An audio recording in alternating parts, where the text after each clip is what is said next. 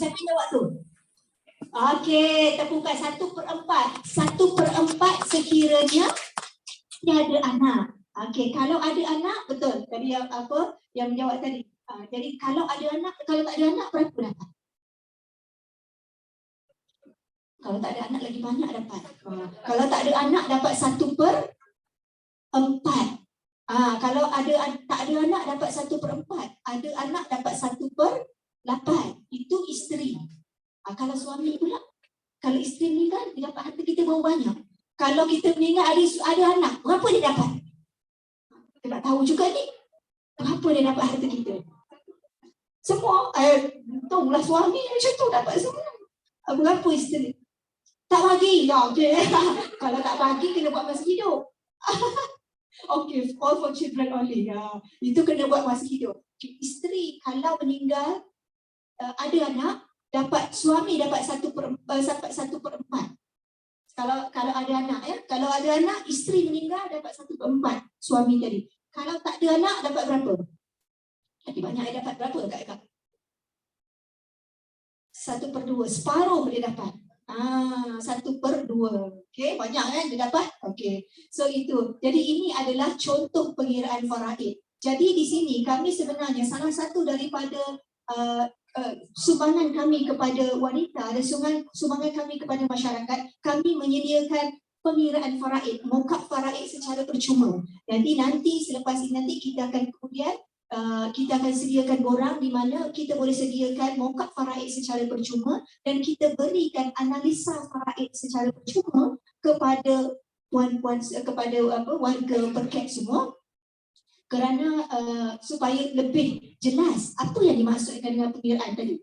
Contoh, ayah tadi bapa dapat 1/6, ibu dapat 1/6, isteri dapat 1/8, anak lelaki dapat 2 bahagian, anak perempuan dapat 1 bahagian. Tetapi bila disamakan pembawahnya, matematik kan, disamakan pembawahnya dia menjadi 72. Maksudnya anak lelaki dapat, kalau harta 3 juta, anak lelaki dapat 26 bahagian daripada 72 bahagian. Maksudnya 1 bilion dia dapat. Bapa dapat 1/6 iaitu 500,000. Ibu dapat 1/6, 500,000. Isteri tadi dapat 1/8, 375,000. Isteri tadi paling sikit tapi kadang-kadang dia kena tanggung satu keluarga, betul kan? Jadi itu sebenarnya bahagian dia sahaja, betul ya? Bahagian dia sahaja untuk hadiah daripada suami kepada isteri 1/8. Jadi itu adalah sebenarnya di sinilah faraid. Jadi kita pergi kepada seterusnya tentang faraid. Apakah sebenarnya yang dimaksudkan dengan faraid? Sebab secara umum lah ya, puan-puan semua apa yang dimaksudkan dengan faraid tadi. Jadi slide seterusnya boleh. Faraid tadi adalah, kalau lihat faraid ni adalah dari segi bahasanya bermaksud ketetapan, dah tetap dah. 1/6, 1/8, 1/4 tetap. Dan kalau dari segi syaraknya adalah ilmu yang menerangkan kaedah pembahagian harta pusaka kepada waris si mati mengikut ketetapan dalam surah An-Nisa. Wanita-wanita hebat semua ni boleh semak dalam surah An-Nisa tadi, ayat 11, ayat 12, ayat 176. 3 ayat ini dia menerangkan kepada kita tentang bahagian-bahagian faraid tadi. Contoh ayat 11. Ayat 11 ini dicakap sini, bahagian seorang anak lelaki menyamai bahagian 2 orang anak perempuan. Sebab tu tadi masa kita bahagikan 2 bahagian lelaki, 1 bahagian perempuan. Kalau ada perempuan sahaja, kadang-kadang dia ada perempuan sahaja kan anak dia. Kalau perempuan sahaja, kalau perempuan itu lebih dari 2, maka bahagian mereka adalah 2/3. 2 dan lebih tu 2/3. Kalau seorang 1/2. Jadi itu adalah kalau seorang saja 1/2. Kalau ibu tadi 1/6, ayah 1/6. Maksudnya boleh semak dalam surah An-Nisa ini seterusnya, maknanya ayat 11, ayat 12, ayat 176. Sekarang kita tengok macam mana penggunaan faraid, bahagian-bahagian faraid tadi bila berlaku kematian. Contoh ni duit suami ya, kita bagi contoh duit suami. Okey. Contohnya, sekarang ni contohnya duit ni. Duit ni RM50. Semasa hidup dia adalah milik suami. 100%, 1/1. Jadi bila berlaku kematian, kadang-kadang dia ada persepsi yang kurang tepat. dan pusaka. Kalau saya tanya apa beza harta dan pusaka? Saya nak beri kuis kepada wanita-wanita perkek. Apa beza harta dan pusaka? Boleh tak kalau ada yang nak jawab? Apa beza harta dan pusaka? Ya? Okey. Weh, tepat sekali. Tepuk sikit untuk warga berita hebat ni. Betul, tepat sekali. Harta tu, kalau saya nak buat perumpamaan lah kan, apa beza cik dengan puan? Betul kan? Apa beza cik dengan puan orang ni sama tak? Sama. Cik Suzana, betul jadi puan Suzana. Orang ni sama tak? Sama kan? Tapi kenapa waktu ni dipanggil cik, waktu ni dipanggil puan? Macam tu juga harta. Harta pusaka. Cik ni, kalau beza, apa beza cik dengan puan? Seorang kahwin, seorang tak kahwin. Betul ya? Lagi selain daripada tu, ada lagi tak beza cik dengan puan? Reporting kepada siapa? Tanggungjawab siapa? Kalau cik ni tanggungjawab ayah, betul kan? Cik belum kahwin, tanggungjawab ayah. Jadi kalau puan, dia tanggungjawab siapa? Tanggungjawab suami, cik dan puan. Orang yang sama, betul kan? Macam tu juga harta dan pusaka. Siapa nama tadi? Puan Azlina. Apa yang Puan Azlina, tepuk sekali lagi pada Puan Azlina. Saya pergi buat perkongsian. Ni kali pertama saya dapat jawapan yang betul. Hebat kiranya orang perkek ni. Jadi kan, jadi bila beza harta dan pusaka ni, masa hidup harta ni harta suami, betul kan? Harta bila berlaku kematian, berlakunya dipanggil trigger event, berlakunya satu kejadian kematian, harta itu bertukar menjadi pusaka. Bila pusaka, dia milik siapa? Milik siapa harta pusaka? Milik orang-orang yang disebutkan betul tadi ya, milik waris. Sebab kadang-kadang berlaku kekeliruan. Rumah ni rumah suami kita. Lepas berlaku kematian, nama dia dan nama kita. Potong nama dia, tinggal nama kita. Kan? Kita berkata macam tu kan? Rumah ni dua nama. Suami dah tak ada, potong nama suami. Tinggal nama kita. Harta kita lah. Kan? So, bila berlaku kematian,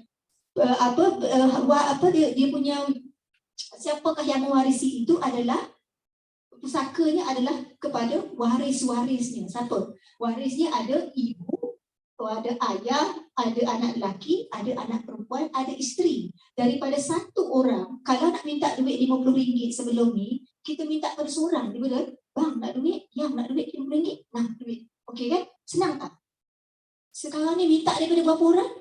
1, 2, 3, 4. Betul kan? Minta daripada 4 orang. Kalau saya nak duduk dalam rumah ni, rumah ini adalah siapa pemiliknya? Ialah waris-waris tadi yang ditinggalkan oleh suami. Waris faraid. Kalau nak duduk dalam rumah ni, kena minta tanya pada ayah. Kalau nak potong nama tadi kan, nak nama kita je, kena minta melepaskan hak daripada ayah. Kena minta daripada ibu. Kena minta daripada anak lelaki dan kena minta daripada anak perempuan. Selain itu adalah waris-waris yang berhak ke atas duit RM50. Tapi kalau duit itu senang masih hidup, tiba-tiba dah suami dah meninggal, cukup duit RM50. Masih hidup senanglah minta dengan dia tu kan. Meninggal, cari ayah, boleh tak saya ambil duit RM50? Boleh tak saya guna duit RM50 mak? Bukan mak betul. Cakap ayah betul. Ya, boleh tak saya guna duit RM50? Mak, boleh tak saya guna duit RM50? Jika anak lelaki, bang, ibu guna duit RM50 ni boleh tak? Itulah maksudnya waris-waris tadi yang mewarisi. Ini duit senang kan? Pecah-pecah duit RM50 dia bagi-bagi kan. So kita tengok pada harta seterusnya, iaitu rumah. Kalau rumah, tadi kan harta yang paling banyak beku tadi adalah rumah. So kalau tengok rumah, 100% nama suami, betul kan? Masa hidup. Selepas meninggal, siapa yang akan memilikinya?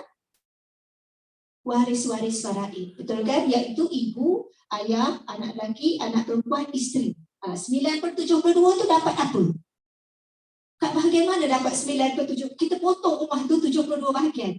Okay, kita andaikan rumah tu potong 72. Isteri nak ambil bahagian mana?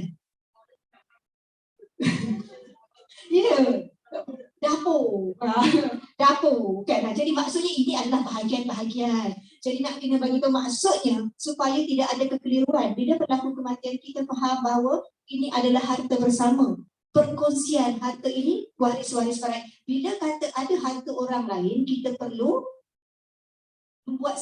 mendapat meminta kebenaran, betul kan? Untuk duduk dalam rumah tu, untuk sewa rumah tu, untuk sewakan rumah itu, untuk jual rumah tu.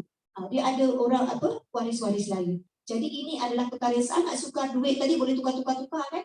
Kalau duit 50 tu kecil-kecil kan? Bagi-bagi. Kalau rumah boleh tak dipotong-potong?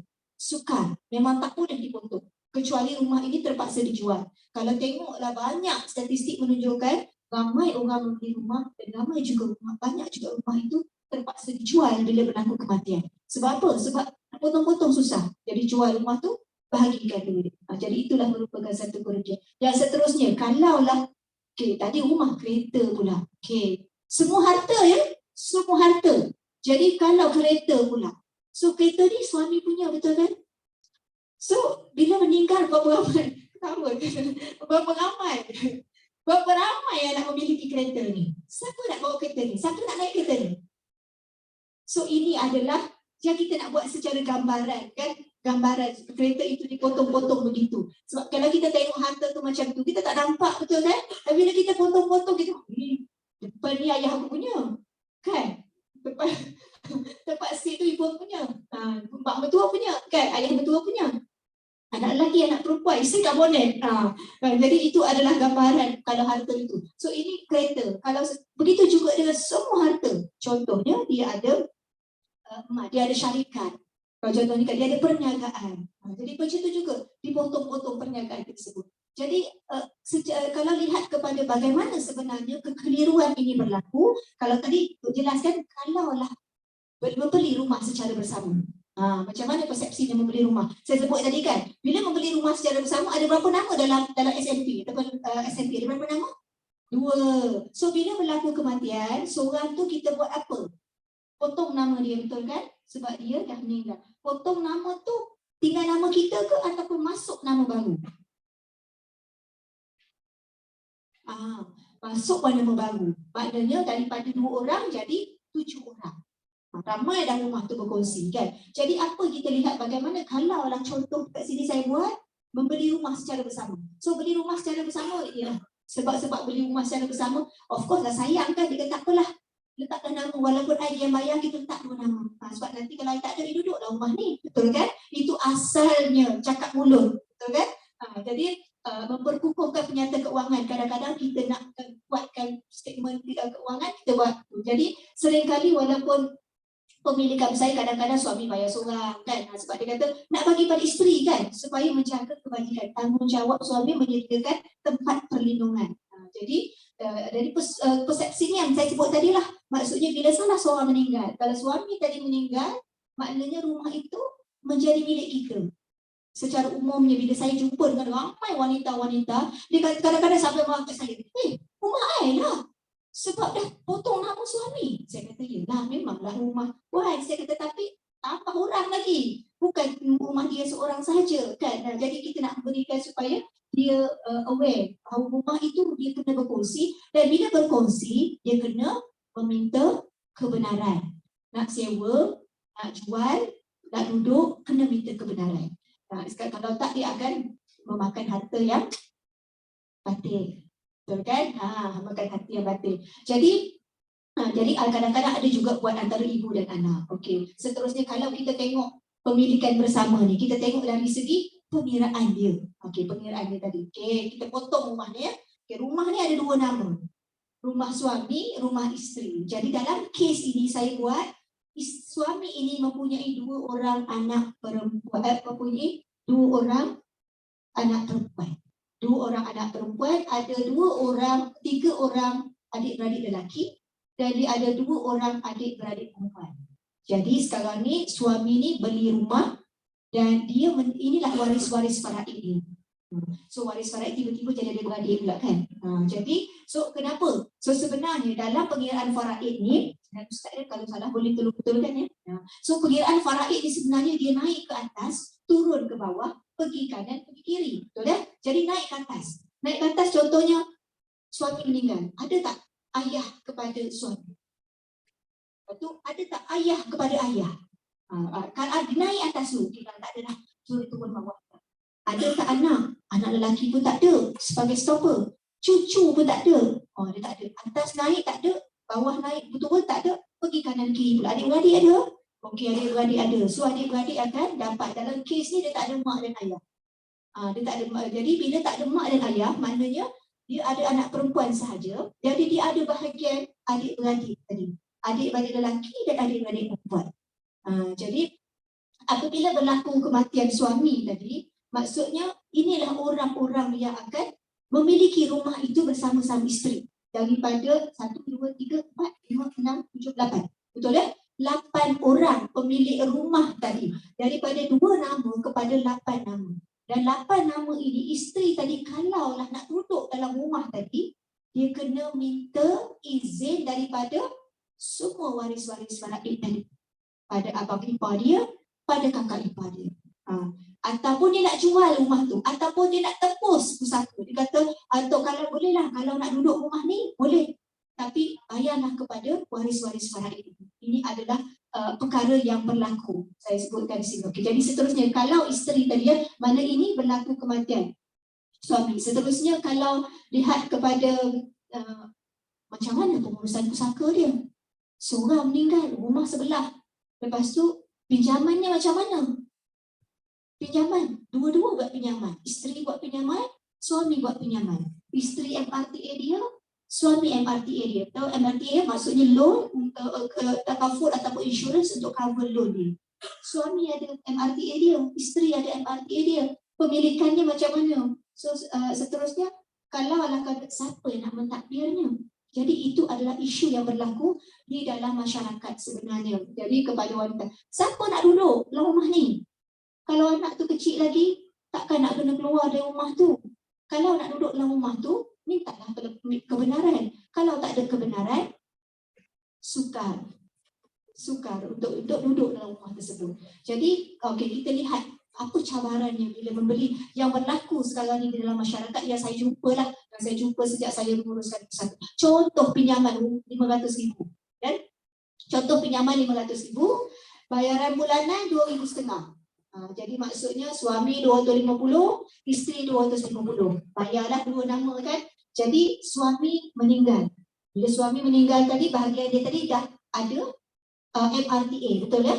Loan bahagian suami dah habis, betul kan? Dah dibayar oleh MRTA. Tapi isteri masih bayar loan ke? Masih kan? Kerana isteri masih hidup, isteri masih bayar loan. Tapi yang rumah yang dah habis tadi, perlu faraid tak? Faraid tak? Faraid kan? Sebab rumah tadi dah jadi pusaka. Betul? Rumah sebelah jadi pusaka. Rumah sebelah orang ni bayar.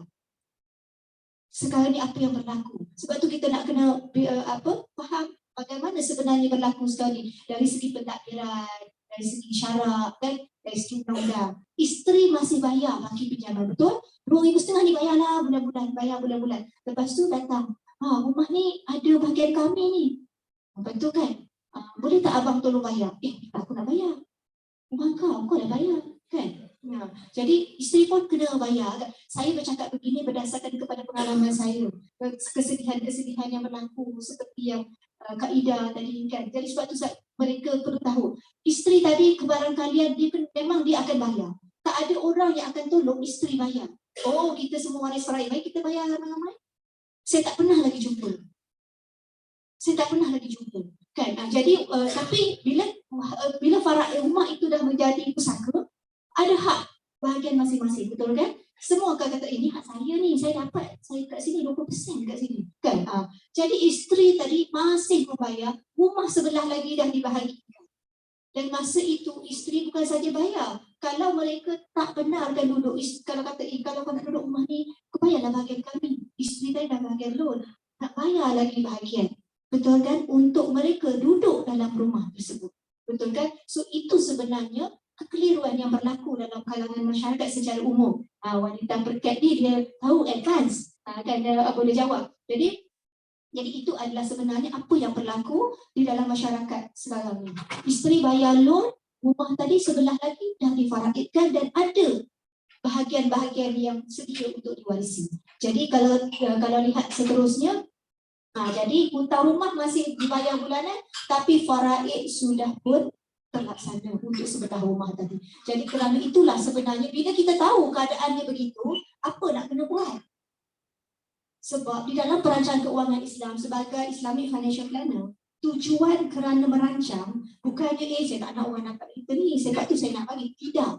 Sebenarnya tujuan merancang adalah untuk menjaga kebajikan waris. Apa yang nak dijaga? Sebab harta kita ni ada 3 peringkat, ada 3 kategori. Nama yang pertama, daruriyat ataupun necessity. Daruriyat, harta daruriyat, necessity. Iaitu apa harta necessity ni? Contohnya, apa contoh harta-harta necessity? Keperluan asas. Apa harta ni? Tempat perlindungan, betul kan? Tempat perlindungan. Lagi? Sara hidup. Nak makan, nak pakai, kenapa nak bayar elektrik, air, semua kan? Jadi itu, maksudnya itu yang pertama, daruriyat ataupun necessity. Yang keduanya adalah hajiat, harta kehendak. Kalau kereta itu adalah daruriyat, kereta biasa. Kalau kereta yang lebih besar itu, kereta daruriyat, nak MPV lah, kehendak lah kan. Jadi sebab ramai nak MPV. Okay. So yang ketiganya adalah tahsiniat ataupun luxury car, ataupun luxury item. Jadi maknanya dia ada 3 peringkat. Tujuannya adalah membuat perancangan adalah untuk memenuhi harta-harta daruriyat, necessity tadi. Perlu disediakan. Apa yang perlu disediakan oleh ketua keluarga? Tempat perlindungan, sara hidup. Tempat perlindungan dan sara hidup. Jadi kalau kita tahu tempat perlindungan kita tadi berisiko, betul kan? Berisiko tak? Kalau kongsi sampai 8 orang, berisiko tak? Berisiko. Apa yang kita boleh buat? Sebab di dalam Islam sebenarnya boleh merancang semasa hidup. Boleh merancang semasa. Apa bentuk perancangan? Kita boleh lihat apakah bentuk-bentuk perancangan yang kita boleh buat. Salah satunya seperti hibah, kan, amanah. Dan kita boleh buat perkara tersebut. Jadi itu adalah yang pertama. Boleh kan so far? Boleh kan? Okay. Yang pertama tadi waris. Kena kenal siapa waris faraid dan kena tahu bahagian-bahagian mereka dan apa yang apa kesannya kepada kebajikan anak dan isteri. Bayangkan isteri tak bekerja, apa isteri nak bayar? Kalau dah menuntut begitu, kan? Jadi itu yang pertama. So kita pergi kepada yang kedua, operasi pusaka. O, W dah selesai. O adalah operasi pusaka. Apakah persepsi dan realitinya dalam operasi pusaka ni adalah kadang-kadang ada yang tanya saya, kenapa nak kena urus? Kita kan ada faraid. Kenapa nak kena urus? Sebab kita orang Islam ada faraid. Tak payah uruslah. Sebenarnya untuk menguruskan pusaka ni, dia adalah percampuran antara undang-undang dan juga syarak. Undang-undang dan syarak. Dua bahagian yang di atas. Dia ada 3, lepas ni saya akan tunjukkan dia ada 3 fasa ataupun 3 perkara yang perlu dilalui oleh waris-waris tadi, di mana faraid merupakan bahagian yang ketiga yang terakhir sekali. Dia ada perolehan kuasa, dia ada pentadbiran dan dia juga ada pembahagian. Pembahagian adalah faraidnya. Jadi perlu lalu proses undang-undang sebelum faraid. Yang keduanya, mudah nak urus pusaka. Sebab orang dekat sini tak ada yang berpengalaman. Kalau yang berpengalaman nak juga saya tanya, mudah tak urus pusaka? Sebab kadang-kadang ada persepsi mengatakan mudah je menguruskan pusaka ni, pergi je kat situ pejabat pusaka, urus dapat. Jadi sebenarnya nak menguruskan pusaka dia perlukan pengetahuan untuk menguruskan pusaka. Perlukan pengetahuan tadi kan. Jadi maknanya nak jumpa dengan waris, kenal siapa nak menguruskan tu, kenal tak dia waris faraid si mati. Kalau dah stage pertama tak kenal waris, dah tak boleh mengurus dah. Kan? Waris faraid kenal tak? Tak kenal. Macam mana nak takut terbagi harta yang penting bagi pada orang lain. Jadi mudah nak urus pusaka ni kerana sebenarnya bila menguruskan pusaka ni dia berurusan dengan individu. Personal, betul kan? Orang. Jadi bila berurusan dengan orang, kadang-kadang orang ni, bukan kadang-kadang, orang mempunyai personality dan karakter yang berbeza, betul kan? Karakter dan personality yang berbeza. Bila karakter dan personality yang berbeza ni, mudah tak nak bercakap. Orangnya abang sulung ni, jenisnya nak suruh dengan cakap dia je, contoh. Kalau abang nombor 2 ni tak kisah, buatlah apa-apa pun boleh. Kan. Yang nombor 3 ni, kena ni satu-satu. Kan. Jadi banyak jenis orang, banyak jenis personality, banyak jenis karakter. Jadi juga perlukan kemahiran bila menguruskan tadi. Sebab banyak kes di mana dia akan menimbulkan perkelahian, perselisihan bila menguruskan pusaka ni. Jadi kena ada kemahiran juga dari segi personality. So kita tengok ini secara umumnya persepsi dan realiti yang berlaku. Jadi kalau kita tengok secara dalam sikit tentang operasi pengurusan pusaka. Jadi seterusnya adalah ini pengurusan pusaka. Jadi kalau tengok ada banyak kan. Banyak ni nak menguruskan pusaka ni. Jadi pusaka, tadi kita katakan harta tukar jadi pusaka.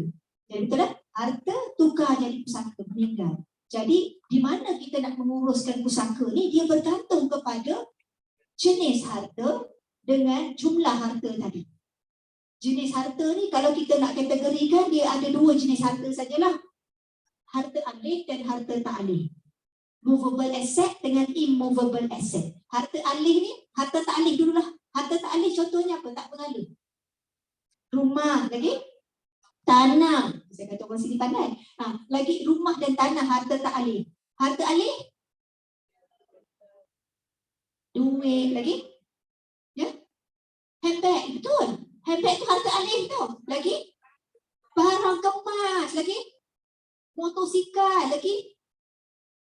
Basikal lagi? Sekarang ada banyak basikal mewah kan? Lagi ada lagi tak? Tak tambah. Saham. Okey, betul. Lagi? Shares lagi? Ya? Simpanan lagi? Termometer. Ya, termometer kat rumah harta tau. Harta alih tu. Alih. Lagi? iPhone. Harta. Lagi satu lagi. Apa lagi harta? Semua harta yang selain daripada rumah dan tanah, semuanya harta alih. Rumah dengan tanah dia harta tak alih. Selain daripada itu semua harta alih. Ni beg dengan mangkuk, kapet, painting, banyaknya harta alih kan. Jadi itu adalah kategori harta. Harta tak alih dan harta alih.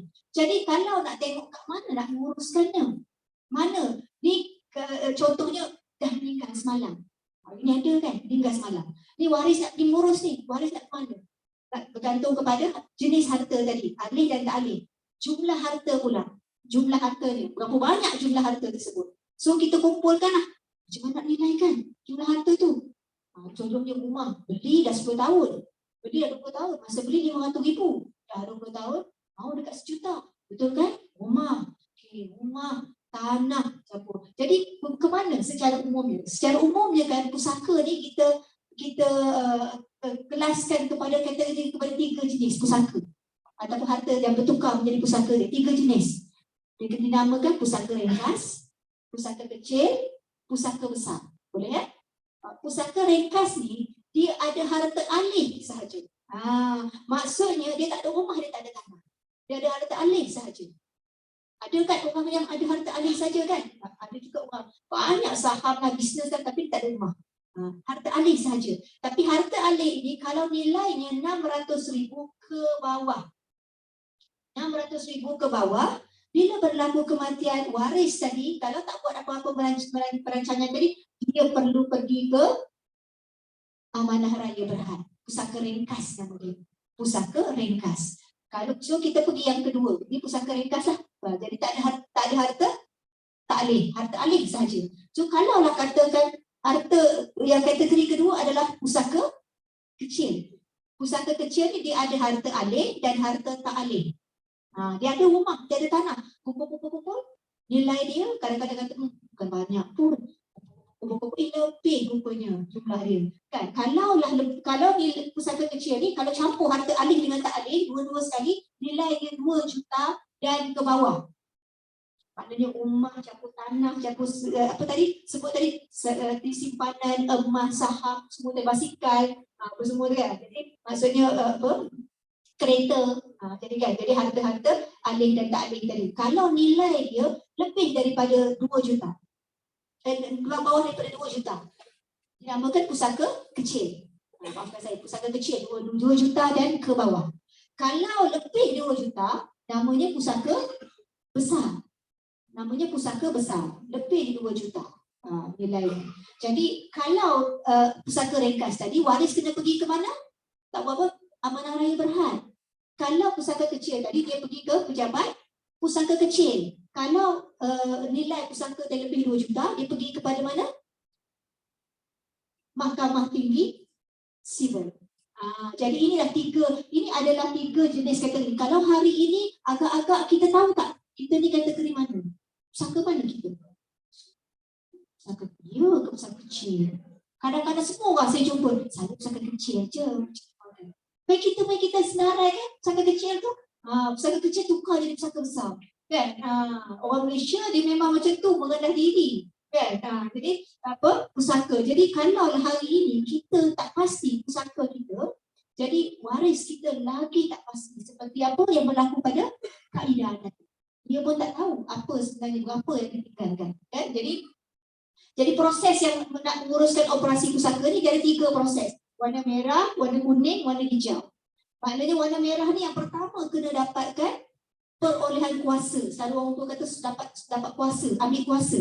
Dapatkan surat kuasa. Dekat mana nak dapat surat kuasa tadi? Di tempat-tempat tadi bergantung kepada jenis pusaka dia tadi. Kalau katakan dia pusaka ringkas tadi, dia kena dapatkan perintah amanah raya ataupun arahan amanah raya daripada amanah raya Berhad. Kalaulah dia harta 2 juta ke bawah, dan dah ada adik dan tak adik, dia kena dapat surat kuasa mentadbir dari pejabat pusaka kecil. Dan kalaulah nilai harta tadi lebih 2 juta tadi, dia kena dapatkan surat kuasa yang dinamakan probate, grant of probate. Jadi undi daripada Mahkamah Tinggi Sivil. So ini adalah sebenarnya proses operasi yang perlu dilalui. Agak-agak waris pun, agak-agak boleh buat tak kalau kita lah sekarang ni nak pergi tutorial, boleh buat tak? Waris agak boleh tak buat? Sukar, betul kan? Sukar waris nak buat. Jadi ini adalah operasi perusahaan pusaka. Jadi sebab tu saya tanya kalau ada orang yang pernah mengurus, tapi dalam kes ni tak ada yang pernah mengurus lagi kan. Jadi yang kedua nak uruskan. So bila nak uruskan tadi, kita memfailkan permohonan ke tempat-tempat tadi. Jadi kalaulah masa hidup kita tadi, jadi yang 3 tempat tadi. Yang keduanya, bila dah dapat surat kuasa tadi, baru kita boleh takbirkan harta tadi. Apa maksud pusaka tadi? Apa maksud takbirkan pusaka tadi? Maksudnya, kita dapat surat kuasa tadi, kita untuk contohnya untuk kereta. Surat kuasa tadi kita bawa ke JPJ. Okey, saya lah orang yang diberi kuasa. JPJ tukar nama pentadbir. Mentadbir kan? Dia mentadbir sahaja. Jadi pentadbir. Jadi yang kedua bila dah diuruskan, macam tu juga dengan bank. Pergi ke bank untuk tukarkan untuk tuntut duit tersebut. Jadi lepas tu barulah semua dah dituntut oleh pentadbir tadi. Dalam mentadbir barulah dibahagikan. So nak bahagikan tadi bergantung kepada waris tadi ada membuat perancangan ataupun tak membuat perancangan. Nak bahagi tadi dia boleh jadi ikut faraid, betul kan? Sebut faraid tadi kan. Kalau dia tidak membuat apa-apa perancangan, dia ada 2 pilihan saja. Sama ada dia nak faraidkan ataupun dia nak buat apa? Kalau tak faraid, muafakat. Ya, muafakat. Tetapi kalau berdasarkan kepada kajian, ni kajian daripada Universiti Malaysia Kelantan, daripada 100 orang yang 100 orang yang meninggal tadi, 11 orang dia sebenarnya yang setuju muafakat. Muafakat ni satu perkara yang sukar, tetapi ada yang membuat muafakat, tetapi kebanyakan memilih faraid. Memilih faraid. Jadi kalau memilih faraid tadi, kena tahulah siapa waris-waris faraid sebab nak membahagikan mengikut faraid tadi. So ini adalah operasi pengurusan pusaka secara umum. Boleh ya? Setakat ni ada, saya buka soalan selepas nanti ya. Okey. Jadi so seterusnya kalau saya pergi dengan animasi. Okey, saya buat animasi sikit ya. So ini adalah pemilik harta. Suami lagi lah kita bagi contoh kan. Okey. So ini harta. Dia ada rumah, dia ada duit, dia ada kereta. Dia ada jongkok emas. Kalau orang simpan jongkok emas kan. Dan dia ada syarikat. Kat sini mana harta alih, mana harta tak alih? Rumah saja harta tak alih, betul kan? Yang lain semuanya harta alih, termasuk syarikat. Jadi bila berlaku kematian seorang pemilik harta, jadi seolah-olah harta itu masuk dalam peti besi, kunci dalam peti besi. Tak boleh keluar, betul kan? Kenapa? Sebab kalau nak buat apa-apa semasa hidup dia kena ada tamprin, betul kan? Tamprin dah tak ada. Okey, so dah masuk dalam dalam peti besi. So kita kena, waris tadi kena melalui proses, 3 proses tadi untuk keluarkan pusaka tersebut. Sekiranya semasa hidup dia tidak melantik wasi. Wasi ini adalah wakil untuk menguruskan pusaka ataupun pentadbir. Kalau pentadbir selepas kematian dipanggil pentadbir. Orang yang dilantik masa hidup dipanggil wasi. So kalau masa hidup kita tak lantik wakil tadi ataupun kita sebut sebagai wasi tadi, jadi bila berlaku kematian semua waris-waris faraid tadi, iaitu waris-waris faraid tadi, suami, betul kan? Isteri, ibu, ayah, anak lelaki, anak perempuan, saudara lelaki kandung, saudara perempuan kandung, dan juga mungkin juga baitul mal. Sebab kadang-kadang ada struktur keluarga yang baitul mal adalah waris faraidnya. Jadi semua ni perlu pergi mendapatkan melalui proses tadi. Yang pertama dapatkan surat kuasa, yang kedua takfirkan, dan tadi barulah boleh diagihkan. Mereka perlu pergi ke mana? Kalau biasanya kalau pergi ke mahkamah syariah untuk mendapatkan sijil faraid, betul ya? Ataupun kalaulah pusaka dia pusaka besar, dia kena pergi ke mana? Mahkamah tinggi sivil, pandai. Lepas tu kalau pusaka dia pusaka kecil, pergi mana? Pejabat pusaka kecil, dia duduk di pejabat tanah, betul. Tapi namanya pejabat pusaka kecil. Kalau harta dia tadi, bawah harta alih saja 600,000 ke bawah, kalau dia tak melantik wasi, dia pergi ke mana? Amanah Raya Berhad. Jadi itu adalah tempat-tempat tadi. Jadi apabila dia dah dapat, dah pergi ke sana, dah keluar probate tadi ataupun surat kuasa mentadbir tadi ataupun perintah amanah raya tadi, barulah harta-harta tadi barulah boleh buka peti besi tadi. So baru kita boleh buka peti besi tadi, baru bila memperoleh kuasa dan pentadbiran. Jadi bila dah ada kuasa dan pentadbiran, baru kita boleh bahagi. Okay. So boleh bahagi, adakah kita ambil dia terus bahagi ke macam mana? Ambil okey, dah dapat duit, ni kita bagi. Kan? So macam mana cara pembahagian tadi? So kalau lihat cara pembahagian pusaka tadi, dia ada kaedah-kaedah ataupun turutan-turutan bagaimana pusaka itu boleh diagihkan. Jadi kalau tengok dekat sini, tadi dah dapat surat kuasa, dah boleh buka peti besi. Peti besi dah buka. So sekarang ni kita tengok, okey, kalau harta itu dihibahkan, dia tidak termasuk dalam pusaka. So pusaka ni adalah nama tadi masih lagi nama si mati dan tidak membuat apa-apa perancangan. Maknanya sampai pusaka. Jadi bila berlaku kematian, kos apakah yang perlu dibayar menggunakan pusaka tadi? Duit dah dapat kan? So kita dah dapat duit semua, dah ambil daripada saving account, daripada current account, daripada tabung haji, daripada ASP, tengok ada duit. So dekat situ kita boleh ambil untuk kos ke bumi. Kos ke bumi boleh ambil daripada duit pusaka. Yang keduanya, kalau ada hutang, contohnya kalau ada zakat yang belum bayar, kalau ada fidyah yang belum bayar, kalau ada haji yang belum buat, kita boleh buatkan haji. Jadi kalau hutang kepada manusia, sekarang itulah kita dituntut untuk menulis. Kalau kita berhutang kepada manusia, kita dituntut untuk menulis supaya senang waris-waris menggunakan pusaka untuk membayar. Lepas tu baru kita akan boleh buat tuntutan harta sepencarian. Kalau perempuan, isteri nak menuntut harta sepencarian, dia perlu tuntut sebelum dibahagikan. Tetapi perlu dituntut ya, dia tidak berlaku secara automatik tuntutan harta sepencarian. Jadi tuntutan harta sepencarian, lepas tu wasiat, kalau dia ada membuat wasiat 1/3. Contohnya, lepas ni saya akan ceritakan dengan lebih lanjut wasiat 1/3, iaitu wasiat kepada bukan waris. Bukan waris faraid. Contohnya siapa bukan waris faraid tadi? Anak tiri. Itu saya kata orang sini pandai-pandai, anak tiri. Kan? Lagi? Anak angkat. Lagi? BFF. Contoh, tak adalah. Lurah kan? Itu maksudnya bukan waris faraid. Bukan waris faraid kan? Lepas tu, lepas dah bagi wasiat, ataupun nak bagi ke NGO. Nak bagi kat perket. Contoh. Nak bagi kat perket kan, 1/3 boleh ambil sebelum kita bahagikan para pusaka. Ambil 1/3. Lepas itu barulah kalau nak muafakat, kita terangkan dulu kepada waris berapa banyak bahagian-bahagian mereka. Kalau dia kata tak apalah, kita nak muafakat dan muafakat. Dan ada juga yang memilih untuk difaraidkan. So ini adalah turutan bagaimana pusaka itu diagihkan. Bukannya, nak bila dapat pusaka, jom.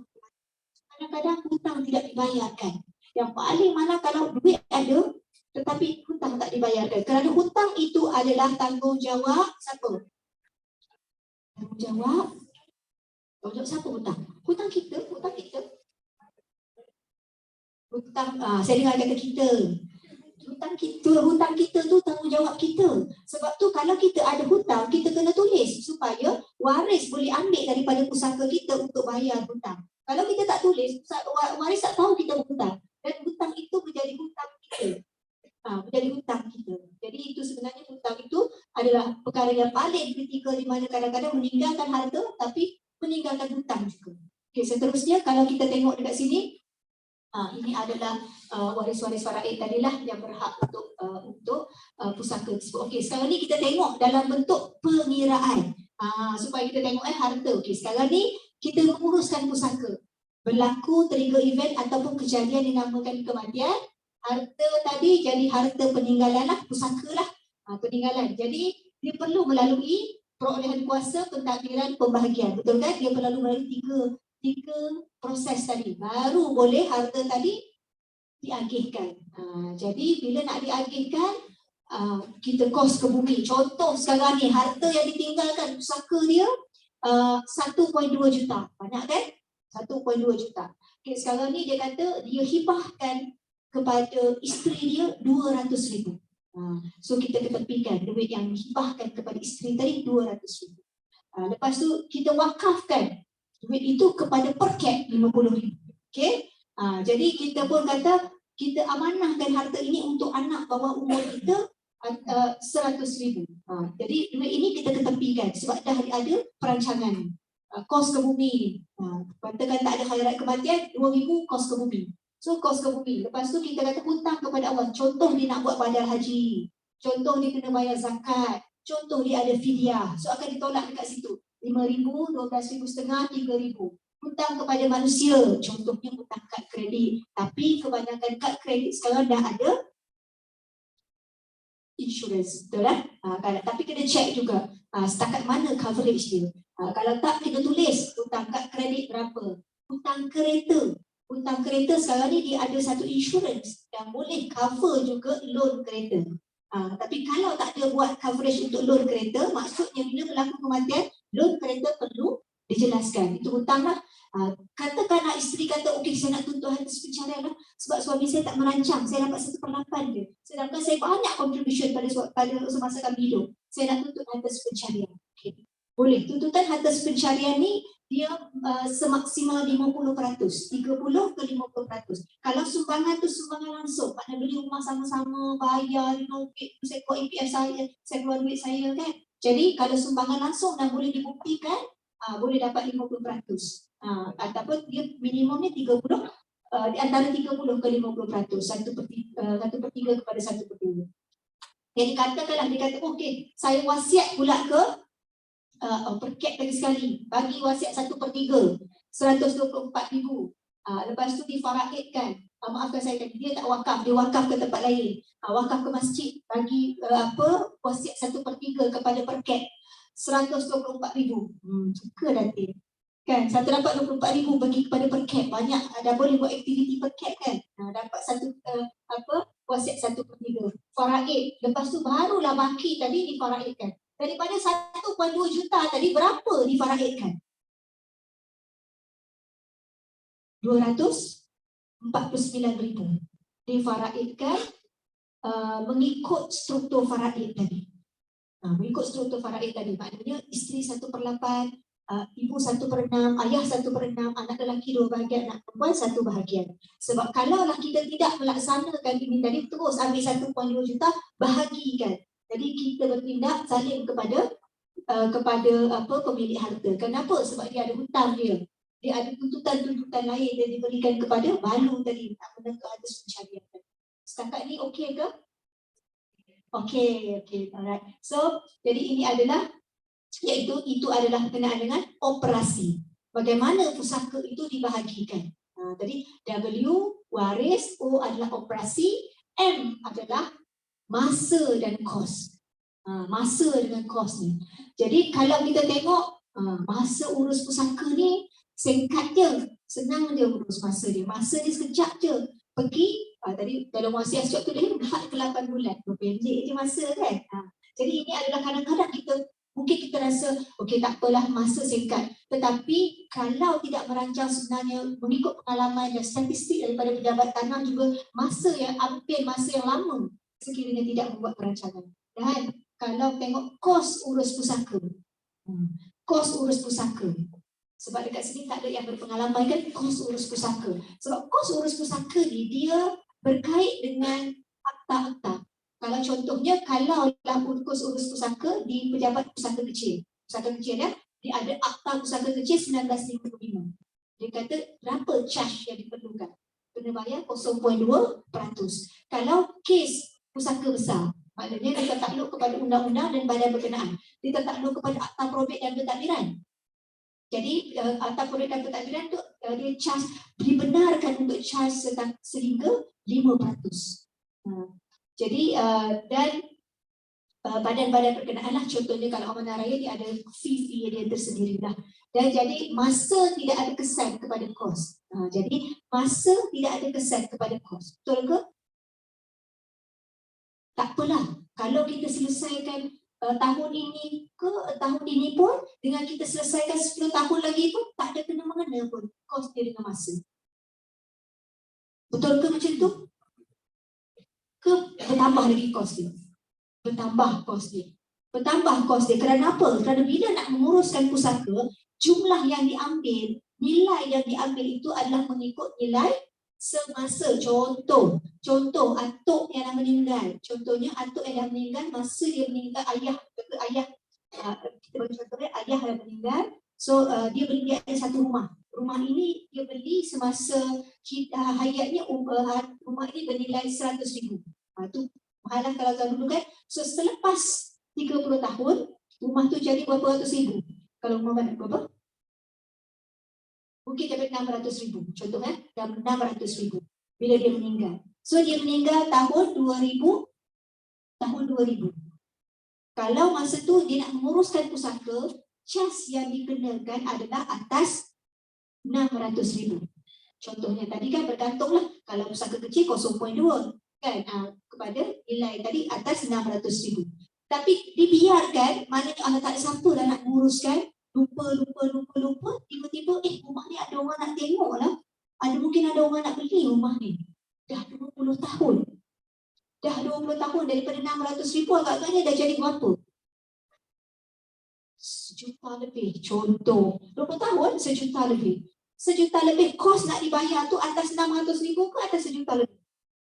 1 juta lebih. Maksudnya lagi panjang masa, lagi tinggi kos yang perlu dibayar oleh waris-waris tadi. Kerana itulah sebenarnya lagi cepat, lagi boleh jimatkan kos tersebut. Kerana nilai tersebut adalah mengikut nilai semasa. Jadi kalau tengok dekat sini dari segi masa dan kos ni, seterusnya kalau kita tengok, okey, ini yang saya sebutkan tadi adalah dia tertakluk kepada badan-badan. Kalau ikut Akta Probit dan Pentadbiran 1959, dia boleh mengenakan charge semaksimal 5% untuk menguruskan pusaka. Dan kalaulah pejabat pusaka kecil, dia tertakluk kepada Akta Pusaka Kecil 1955, 0.2% dan perlu dibayar atas nilai pusaka tersebut. Jadi kita pun ada peguam, kita ada trustee juga seperti Wasiat Shop ataupun trustee yang lain kan.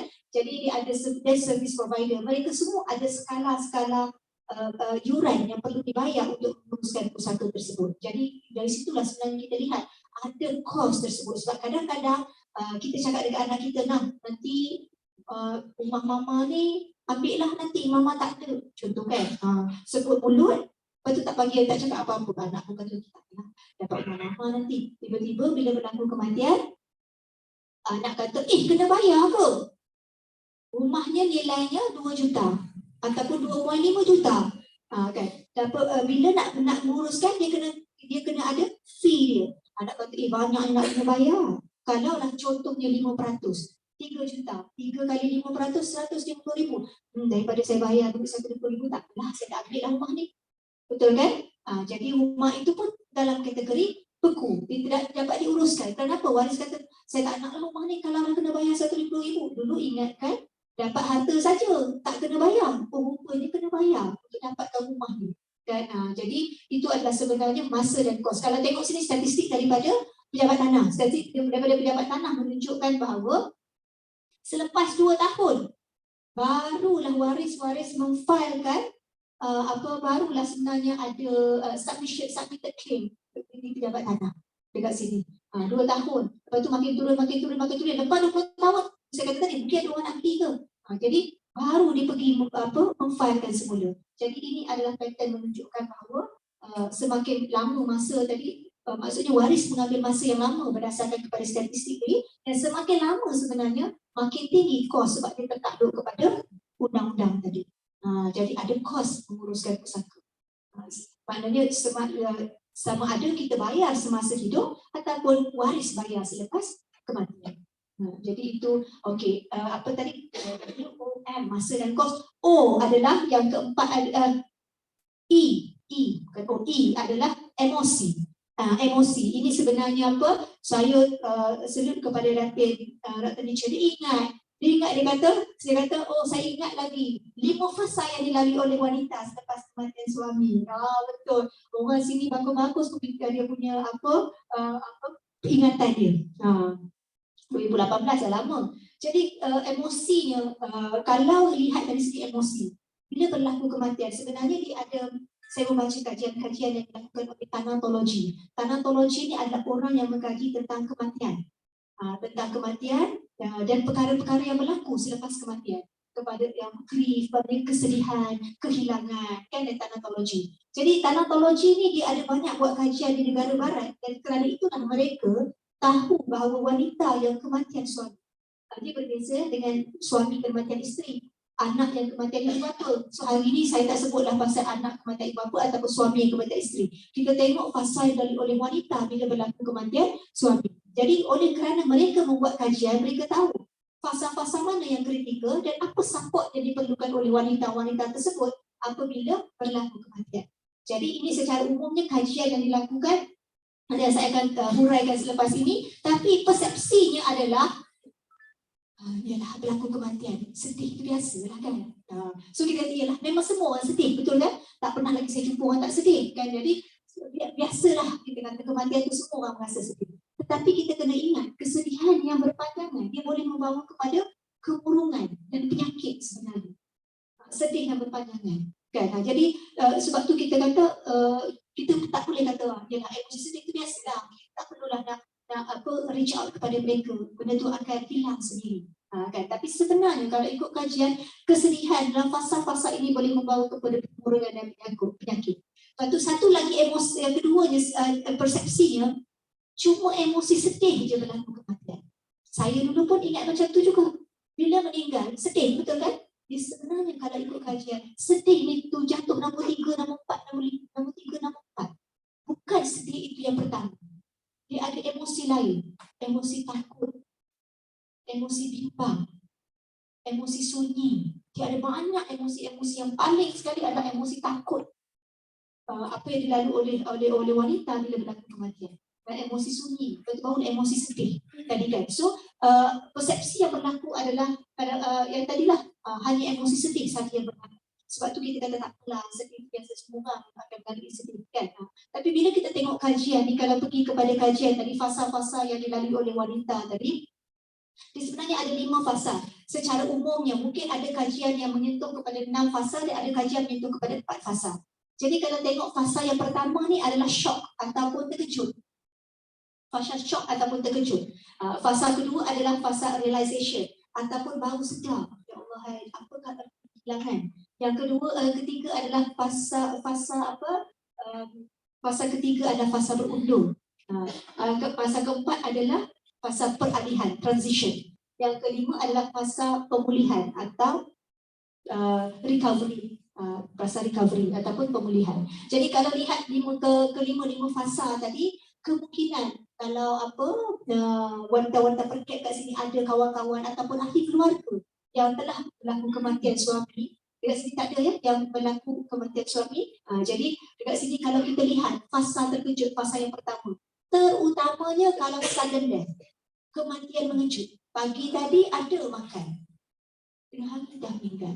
Contohnya kan, sudden death. Jadi apa sebenarnya yang berlaku? ketika itu. Maknanya bila berlaku sudden death ataupun terkejut tadi, dia berlaku beberapa jam lepas tu. Maknanya dia, maksud tu keadaan dia rasa macam tak percayalah. I rasa macam confused lah, benda ni betul ke tak betul. Masa tu dia ada banyak tindak balas yang kita boleh tengok kan. Ada yang meraung, ada yang kita tengok sampai pingsan. Kita tahu kita kenapa pingsan ni kan. Jadi dia ada melalui fasa dia. Setiap orang dia ada fasa-fasa yang berbeza. Dan ada juga yang kadang-kadang dia tak menangis. Dia diam, dia macam apa, confused, dia tak percaya, dia macam diam, tak tahu nak buat apa kan. Jadi bila kita lihat, maknanya bila berlaku kematian, kita pergi melihat menziarah isteri yang kematian suami, kita lihat nak balas ini, di mana itu adalah fasa yang pertama yang dia lalui, adalah fasa terkejut, shock tadi. Dia macam tak boleh percaya, macam mana ya, dia mula terbayang, lepas ni macam mana, aku tak pernah buat ni, anak aku kan macam mana lah, kecil lagi ni, aku tak kerja. Dia akan, masa tu semua benda datang dalam kepala dia dan dia kadang-kadang tak boleh menerima perkara tersebut. Fasa yang pertama, fasa terkejut. Yang kedua adalah fasa realization, fasa kesedaran, di mana masa tu semua dah balik. Semua dah balik kan. Jadi dia akan tinggal bersendirian masa tu, dia akan rasa satu kehilangan masa tu. Masa tu dia akan rasa sunyi, bimbang, dia takut macam tadi Kak Ida kan, dia sangat bimbang macam mana nak besarkan anak 6 orang. Tiap-tiap hari dia fikir, Kak Man tak dapat duit abang semua tak boleh. Sebab semuanya beku. Kak Ida tadi, kes saya tadi, dia adalah anak tunggal. Tak ada beradik. Mak dan ayah yang tak ada. Ini klasik kes Kak Ida ni. Jadi dia tak ada tempat nak minta tolong. Jadi kalau Kak Ida takut tak? Kalau ada kakak, boleh juga pergi rumah kakak. Boleh telefon kakak. Boleh pergi rumah mak. Betul kan? Itu rasa macam takut sebuah kehilangan. Sunyi, bimbang. Macam mana nak besarkan anak ada 6 orang. Saya ni contohnya dah tak pernah drive dah. Lama dah bertahun-tahun tak drive. Saya ada seorang kawan, suami meninggal, dia tak pernah drive. Pergi kerja, semua suami hantar ke semua tempat. Tapi bila suami dia meninggal, dia kata mula-mula dia tak nak kerja. Sebab siapa nak drive dia? Nak pergi kerja pun tak boleh. Masa itulah kalau kita datang, kita akan cari tak apa, kita boleh tengok mana kawan-kawan yang boleh bantu dia. Dan ada macam contohnya perket begini kan, ada unit-unit yang boleh datang, yang boleh membantu tadi kan. Jadi dekat situlah sebenarnya memberikan sokongan. Dia bimbang, dia takut, contohnya kalau kita kata apa, dia realization tadi, dia bimbang dan takut, dia terbayang. Contoh, ada separuh kerja suami buat, ada separuh kerja isteri buat. Betul kan? Sebab kadang-kadang kita pilih tak nak buatlah kerja tu. Betul kan? Hantar-hantar anak ni saya tak buatlah. Tak nak pergi online banking bayar bil ni saya tak nak buatlah.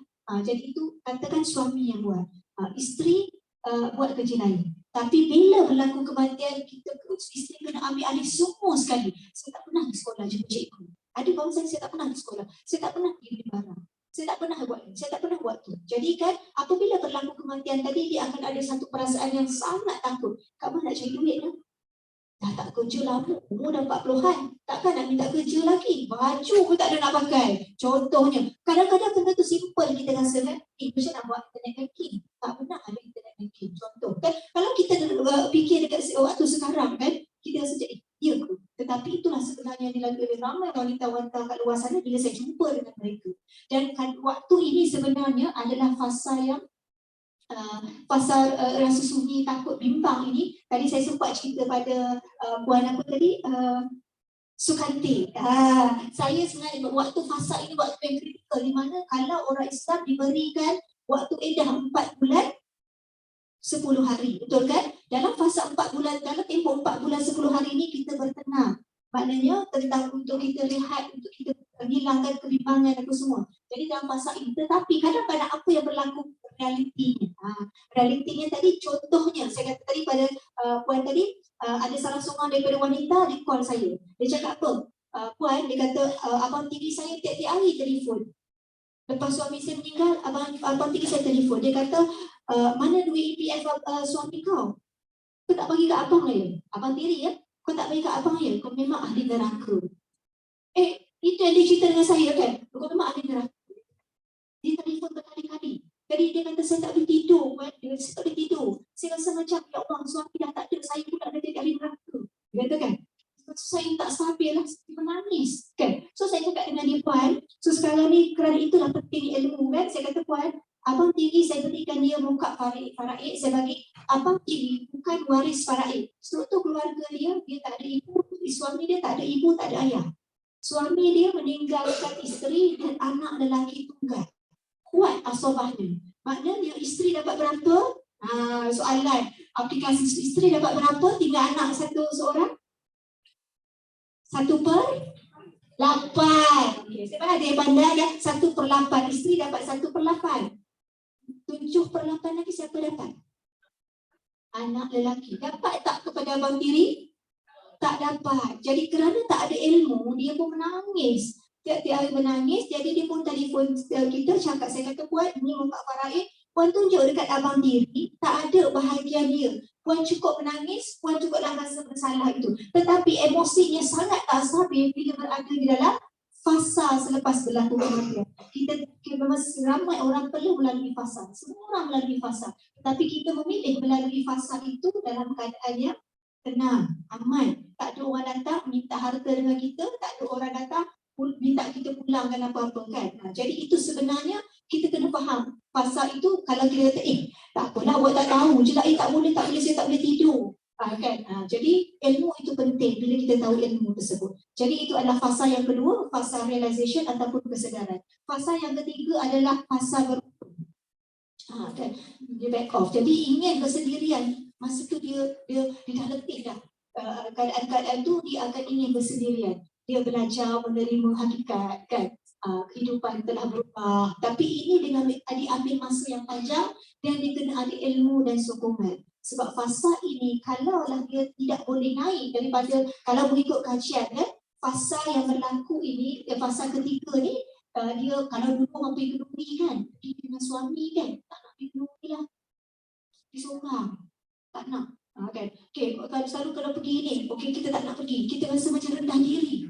So kita rasa rendah diri. Jadi kalaulah kita terus, maknanya kalau wanita itu terus melayan perasaan dia, tak nak keluar, tak nak hubungan, tak nak belajar, so dia boleh membawa kepada keburukan yang berpanjangan. Kalau ikut kajian di negara barat, kalau dia tidak boleh lepas daripada fasa ketiga naik fasa keempat, kemungkinan besar dia mati dalam keadaan depression. Sebab tu kadang-kadang kita pernah dengar kan, selepas kematian suami, isteri pula meninggal, betul kan? Itu apa? Maknanya kadang-kadang dia tidak boleh menerima hakikat dan tak boleh berubah daripada fasa kedua kepada fasa ketiga tadi. Jadi fasa ketiga tadilah yang paling penting sekali, macam mana dia melihat semula, kena ada sokongan. Sebab itulah bila berlaku kematian, apa sebenarnya kami sebagai perunding pewarisan harta, apa kita buat, kita datang bersama-sama jumpa dengan pelanggan tadi, kita jumpa kata, puan, kami akan bantu untuk uruskan pusaka ini sehingga nanti boleh diakhirkan oleh syarikat wasiat syarikat. Dan dalam tempoh ini kalau sekiranya puan ada soalan, puan ada perkara nak diceritakan, maknanya puan boleh tanya kepada kita. Sebab kadang-kadang bila berlaku kematian terlampau banyak penasihat, punasihat, kan? Terlampau banyak, macam-macam. Orang ni kata macam ni, orang ni kata macam ni, kan? Jadi mak saudara pun cakap macam ni, pak saudara cakap macam ni, sepupu cakap macam ni. So saya kata tak apa, kalau tu berurusan dengan kita, tanya soalan-soalan tersebut. Kita bagi maklumat-maklumat, kita bagi ilmu tersebut, kan? Sebab kita tak nak ada banyak sangat perkara-perkara tersebut, jadi dia lebih membebankan wanita tadi. Jadi maksudnya itu adalah fasa yang berundur, maknanya dia bersendirian. Jadi bersendirian ini tak boleh terlalu lama, betul kan? Jadi sebagai wanita tadi, sokongan diperlukan kepada untuk membantu wanita yang berada dalam fasa yang berundur tadi. Jadi seterusnya adalah fasa yang peralihan. Jadi maknanya waktu peralihan ni barulah masa penyembuhan bermula. Dia menerima tanggungjawab. Dia menerima tanggungjawab yang sekarang ni saya kena keluar bekerja untuk anak. Jadi contohnya Kak Ida tadi kan, dia ambil keputusan, betul kan? Dia ambil keputusan walaupun dia takut. Lama dah tak kerja. Bekerja dulu umur 20-an. Sekarang umur 40-an. Dah 20 tahun meninggalkan bidang pekerjaan dan nak kompet muda bekerja, nak kompet dengan orang yang muda-muda bekerja. Jadi masa tu dia sangat rasa takut. Tapi oleh kerana masa tu dia kata dah tak ada pilihan lagi, so dia ambil tanggungjawab, dia pergi ke ke sana. Dan sampai sekarang saya masih berhubung lagi dengan dia. Dia maksudnya dia dah membuat perancangan dengan baik. Kerana apa? Kerana ilmu tadi kan. Dari ilmu tadi. Jadi masa penyembuhan bermula-mula menerima tanggungjawab dan mengendalikan kehidupan. So barulah disusun yang ni nak ke mana, yang nak pergi ke mana kan. Jadi itulah apa tanggungjawab yang dia perlu buat. Macam mana nak mendapatkan duit, macam mana nak menyusun perjalanan dia, macam mana nak menyusun perjalanan anak-anak dia. Jadi waktu ini adalah sebenarnya fasa peralihan. Dan akhir sekali barulah pemulihan recovery tadi. Dia mempunyai pandangan yang lebih realistik terhadap si mati. Sebab saya dah cuba baca kajian-kajian ataupun yang direkodkan di mana isteri tadi pergi sambut anniversary tepat disambut dengan suami. Maksudnya dia boleh menerima, maksudnya pandangan terhadap si mati itu dengan lebih realistik lagi kan. Jadi melihat kenangan bersama arwah hari satu perkara yang manis dan yang mencari cara baru untuk mengatasi. Dan di sinilah sebenarnya untuk wanita yang berada dalam fasa pemulihan yang berjaya masuk ke fasa pemulihan ini, dia pergi keluar membantu rakan-rakan dia yang lain yang berada dalam fasa yang pertama tadi. Fasa terkejut, fasa kesedaran dan fasa berundur tadi. Dari situ sebenarnya dia datang berjumpa dengan wanita-wanita sahabat-sahabat dia tadi memberikan sokongan. Jadi sebab tu bila kita jumpa dengan wanita-wanita yang kematian suami, kita tahu mereka melalui fasa-fasa begini. Jadi kita kena tahu apa nak bercakap dengan mereka. Kan? Jadi mereka akan rasa lebih dekat, lebih menghargai kita sebagai sahabat. Jadi itu adalah 5 fasa yang dilalui oleh wanita tadi. Jadi itu adalah mana kita kenal. Kadang-kadang kita tengok mana orang yang berlaku kematian mungkin di sekeliling kita kan. Jadi kita lihat perubahan yang berlaku kepada mereka. Mereka masuk fasa pertama, fasa kedua, fasa ketiga, dan yang paling penting sebenarnya semua orang termasuk saya kalau pada umum melalui fasa tersebut. Jadi bila kita melalui fasa tersebut, kita kata ini adalah fasa fasa terkejut.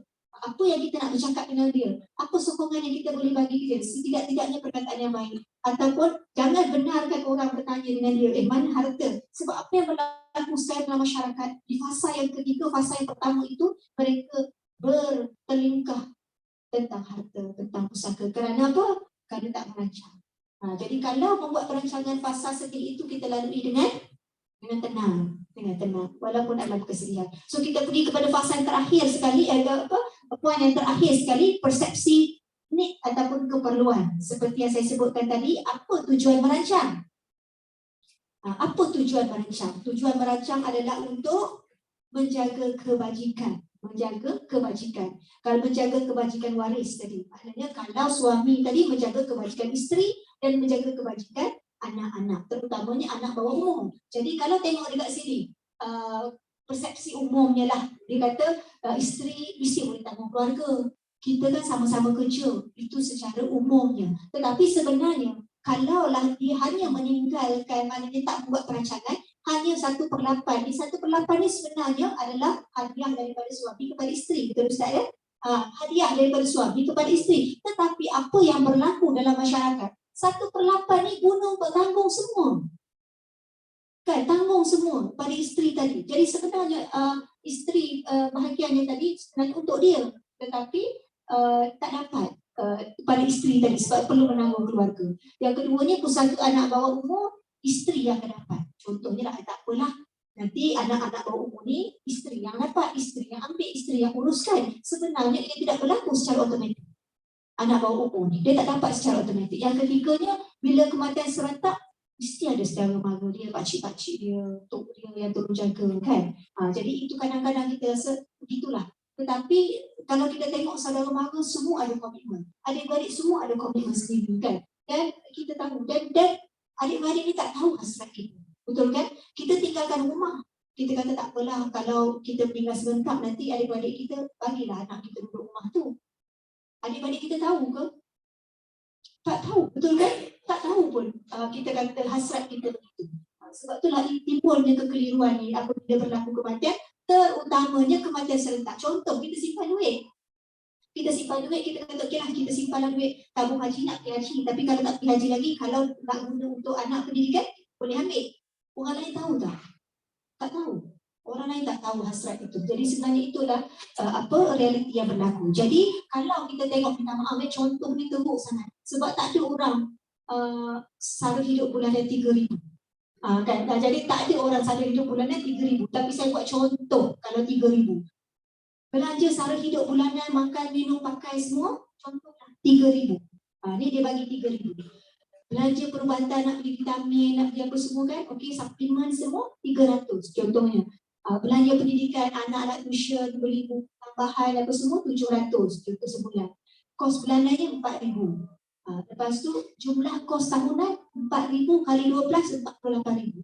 Setahun 48,000. Jadi kalaulah anak ni sekarang ni kecil lagi, kalau ikut perancang keuangan sampai umur anak 25 tahun, kalau ikut perancang keuangan lah. Tapi kalau kita andaikan anak umur 15 dah besar, so ada 10 tahun lagi lah. Ataupun kita ambil 10 tahun je dalam kes ni. 10 tahun je kita nak simpan duit ni. Jadi 10 ke tahun kali 48,000 dapat 480,000. Betul ya?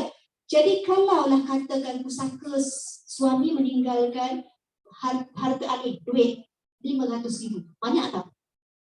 Banyak. Tapi suami dia meninggal 500,000. Setengah juta. Kita pun kata, okay, banyak tu kita tengok pengiraan dia. Okay, sekarang ni kalaulah suami tak buat apa-apa perancangan, isteri dapat berapa? Tak ada anak. Ni ada anak bawah umur. Isteri dapat berapa? 1/8. 1/8. 1/8 daripada 500,000 berapa isteri dapat? Ada siapa boleh tolong kira? 500,000 bahagi 8.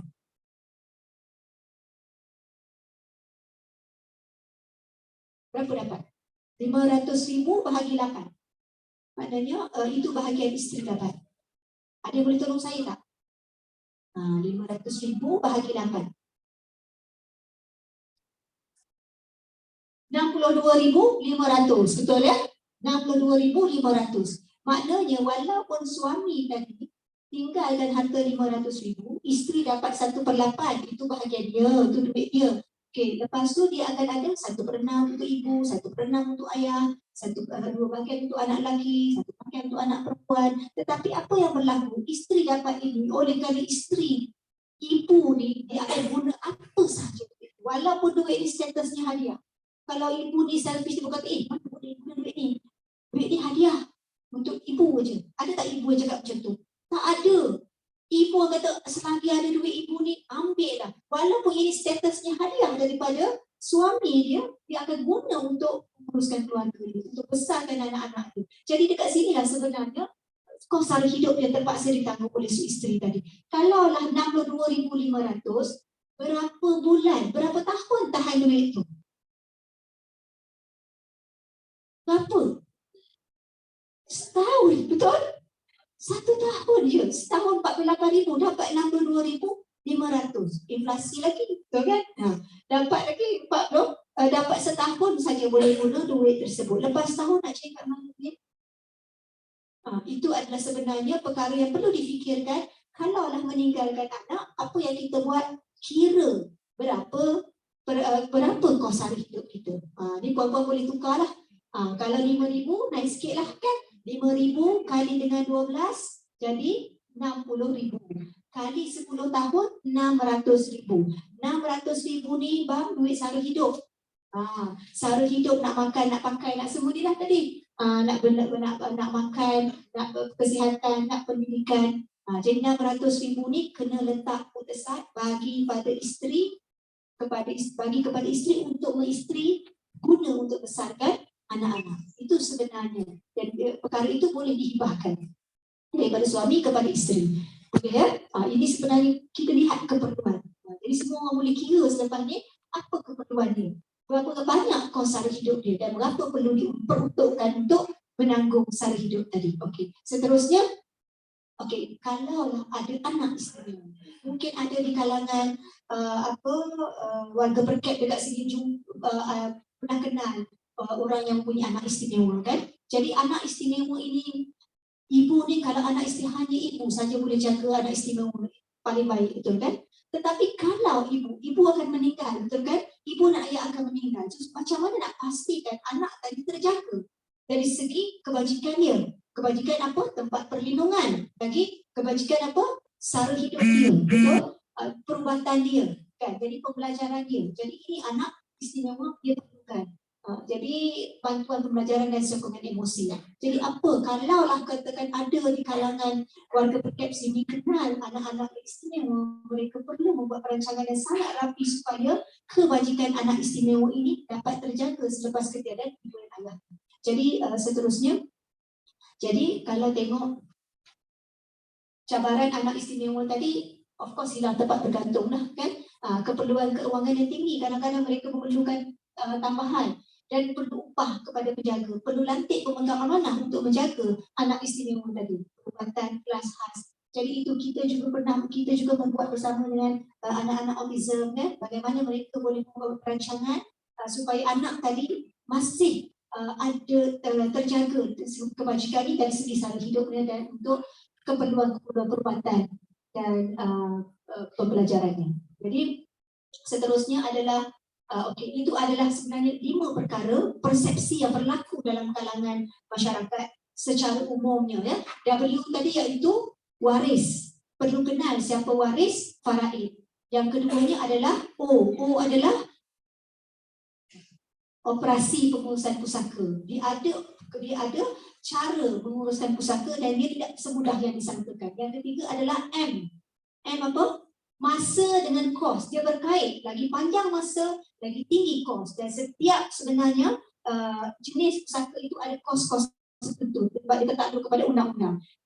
I adalah emosi. Sebenarnya ramai orang terlepas pandang tentang emosi ini yang berlaku. Kerana itulah mereka datang kepada waris-waris tadi, dia cakap sesuatu yang dia tidak fikirkan. Jadi N adalah need ataupun keperluan. Jadi apakah keperluan yang diperlukan oleh waris-waris faraid tadi? So itu adalah persepsi, bebaskan minda merdeka, bebaskan daripada persepsi yang salah tadi. Jadi sebenarnya kita dituntut untuk merancang dalam Islam. Seperti mana yang disebutkan dalam surah Yusuf ayat 47 hingga 49 seperti yang digambarkan dekat sini. Jadi merancang harta itu adalah satu perkara yang dibenarkan sewaktu hidup. Sewaktu hidup dibenarkan untuk merancang. Selepas kematian tidak ada perancangan harta. Dia ada pengurusan harta. Kita boleh bantu uruskan sahaja selepas kematian. Masa hidup kita panggil merancang. Merancang harta semasa hidup, menguruskan harta pusaka tersebut selepas kematian. Jadi seterusnya kita lihat kepada bagaimana sebenarnya perkara-perkara. Saya nak bagi tips sikit kepada puan-puan warga Percaps ini, boleh ya? Tips bagaimana sebenarnya kadang-kadang kita terlepas pandang, macam saya kata tadi kan, senaraikan dan kemaskini harta secara berkala. Siapa pernah menaraikan harta? Macam pelik kan? Menaraikan harta. Ya apa ni? Syok ke harta yang harta banyak. Jadi senarai, mulai hari ini senaraikan harta. Itu adalah tindakan yang betul sebenarnya. Senaraikan harta. Okey, rumah. Contohnya kenal pasti keperluan. Contoh rumah. Rumah contoh ada 1 rumah. Contoh ada 2 rumah. Contoh ada 3 rumah. Rumah nombor 1 ni nak duduk, apa status ni? Nak duduk ke nak jual? Nak sewa? Ataupun nak buat investment? Contohnya saya ada 1 rumah saja. Kalau suatu rumah itu adalah harta yang sangat penting.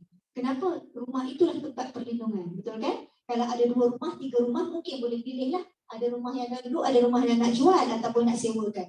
Jadi rumah itu apakah keperluannya? Untuk siapa? Rumah ni saya nak bagi pada isteri. Bila berlaku kematian, supaya mereka duduk dengan anak-anak. Betul kan? Contohnya, jelas keperluannya.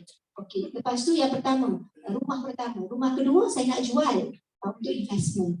Rumah ketiga saya nak sewa. Duit sewa ni saya nak simpan untuk saya bagi persekolahan anak-anak. Kalau saya tak ada, contoh kan, tujuan masing-masing. Tapi tujuan ni semuanya orang berbeza, unik. Pada setiap orang ada harta yang berbeza dan hasrat yang berbeza. Hasrat yang berbeza. Jadi status pemilikan harta ni dah habis bayar ke berhutang lagi? Contohnya, kan, kalau berhutang lagi, macam mana cara nak menyelesaikan hutang ni? Kan, ada MRTA tadi. Kan, jadi ataupun bila berkongsi tadi, okey, bila berkongsi tadi, kalau salah seorang meninggal, dia akan satu faraid, satu masih bayar hutang. Apa nak kena buat? Boleh dihibahkan antara satu sama lain, contohnya. tujuan menjaga kebajikan. Berapa anggaran nilai harta tersebut? Secara umumnya lah, supaya kita tahu pusaka ini pusaka kecil atau pusaka besar atau pusaka ringkas, supaya kita tahu sendiri. Jadi kita letaklah dalam file apa rumah, SLP rumah, geran tanah, contoh geran kereta, lepas tu statement. Jadi kita letak setempat dan filekan dengan selamat. Jadi itu sebenarnya perkara yang betul yang perlu dibuat. Maksudnya kalau kita tengok kata iya ke, tak pelik ke? Masa saya mula-mula tu macam pelik juga kan, tapi tak apa. Itu adalah buat perkara yang betul. Betulkan apa, buat yang betul, betulkan yang apa biasakan yang betul, betulkan yang biasa. Kan. Jadi kita betulkan perkara-perkara biasa yang kita tak buat sebelum ni. Okey, seterusnya adalah kita senaraikan begini. Kita kenal pasti harta tersebut. So ini adalah sebenarnya format yang kami buat. Kalau wanita-wanita perket nakkan format ni, kita boleh bagi untuk cek sendiri pusaka masing-masing, harta masing-masing. Jadi boleh tahu, duduk seorang-seorang pusaka besar punya aku, kan? Contohlah, kan? Sebab masing-masing punya harta, kan? Jadi dan masing-masing punya hasrat. Jadi kita boleh bantu untuk berikan format tersebut. Jadi bagaimana solusi nak menguruskan pusaka tersebut? Jadi sekarang ni kita pergi kepada solusi macam mana. Tadi kan kita katakan menguruskan pusaka tadi perlukan tiga fasa semua kan. Jadi cara nak menguruskan pusaka tersebut ada pilihan. Wanita-wanita dekat sini ada pilihan. Sama ada nak membuat secara front load ni ataupun buat sekarang, uruskan semua, bayarkan sekarang, ataupun buat sekarang, bayarlah kemudian. Ada dua pilihan. Tapi kat Malaysia semua kena bayar. Sama ada masa hidup ataupun lepas kemudian. Itu pilihan. Pilihan membayar waktu sekarang ataupun pilihan membayar selepas kematian. Jadi kalau dekat sini, kalau yang ingin saya kongsikan hari ini adalah solusi menguruskan waktu sekarang. Maknanya buat sekarang, bayar pun sekarang. Contohnya itu adalah antara solusi yang ada. Okey, buat sekarang, bayar sekarang, dia menggunakan khairat pusaka. Warga sini biasa dengan khairat kematian ke? Pernah dengar khairat kematian kan? Khairat kematian apa yang kita buat? Apa yang puan-puan buat dengan waktu khairat kematian? Kita bayar kat siapa? Bayar kat masjid, betul kan? Khairat kematian kita bayar kat masjid, kadang-kadang kita bayar RM100, kadang kita bayar RM200, kita bayar tiap-tiap tahun, betul kan? Bila berlaku kematian ahli keluarga kita, jadi masjid tadi akan uruskan jenazah secara percuma. Jadi kita juga menggunakan konsep yang sama, iaitu kita namakan khairat pusaka ataupun tabaruk pusaka, di mana waktu hidup kita bayarlah serendah RM50, bayar RM50, bila berlaku kematian diuruskan pusaka secara percuma. Itu adalah konsepnya lah, khairat pusaka. Jadi dekat sini kalau tengok solusi mengurus, kalaulah kita, tadi kan gambaran tadi kan bila berlaku kematian seolah-olah harta tu masuk dalam pinsi, betul kan? Kita kena buka kunci dia. So kunci tu dia ada 3 lapis kunci. Kunci pintu besi itu dia ada 3 lapis. Iaitu yang pertama kunci gate. Kunci gate ni anak dia punya analogi dia. Kita buka pintu kunci gate. Kunci gate yang pertama ni adalah untuk surat kuasa. Betul tak kita kena lalu tiga fasa tadi kan? Yang pertama tadi nak buka pintu besi tadi, kita ada fasa yang pertama kunci gate, iaitu fasa perolehan kuasa. Fasa perolehan kuasa. Bila kita dah dapat surat kuasa tadi, kita buka kunci yang pertama. Betul ya? Okey, lepas tu kita pergi pula fasa yang kedua, iaitu pentadbiran.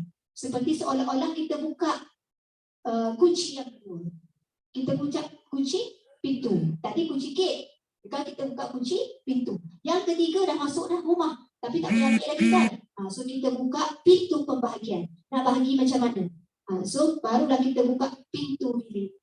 So bila kita dah buka pintu gate, kita dah buka pintu kita buka pintu bilik, barulah harta tadi kita boleh ambil, kita boleh agih-agihkan dia. Jadi itu adalah analoginya. Bila kita guna khairat pusaka tadi, bila berlaku kematian, syarikat akan bantu untuk mendapatkan surat kuasa. Lepas tu waris-waris akan takbirkan dan lepas itu barulah dibahagikan. Sama ada kalau membuat perancangan, boleh jadi perancangan itu berbentuk perancangan hibah ataupun perancangan wasiat.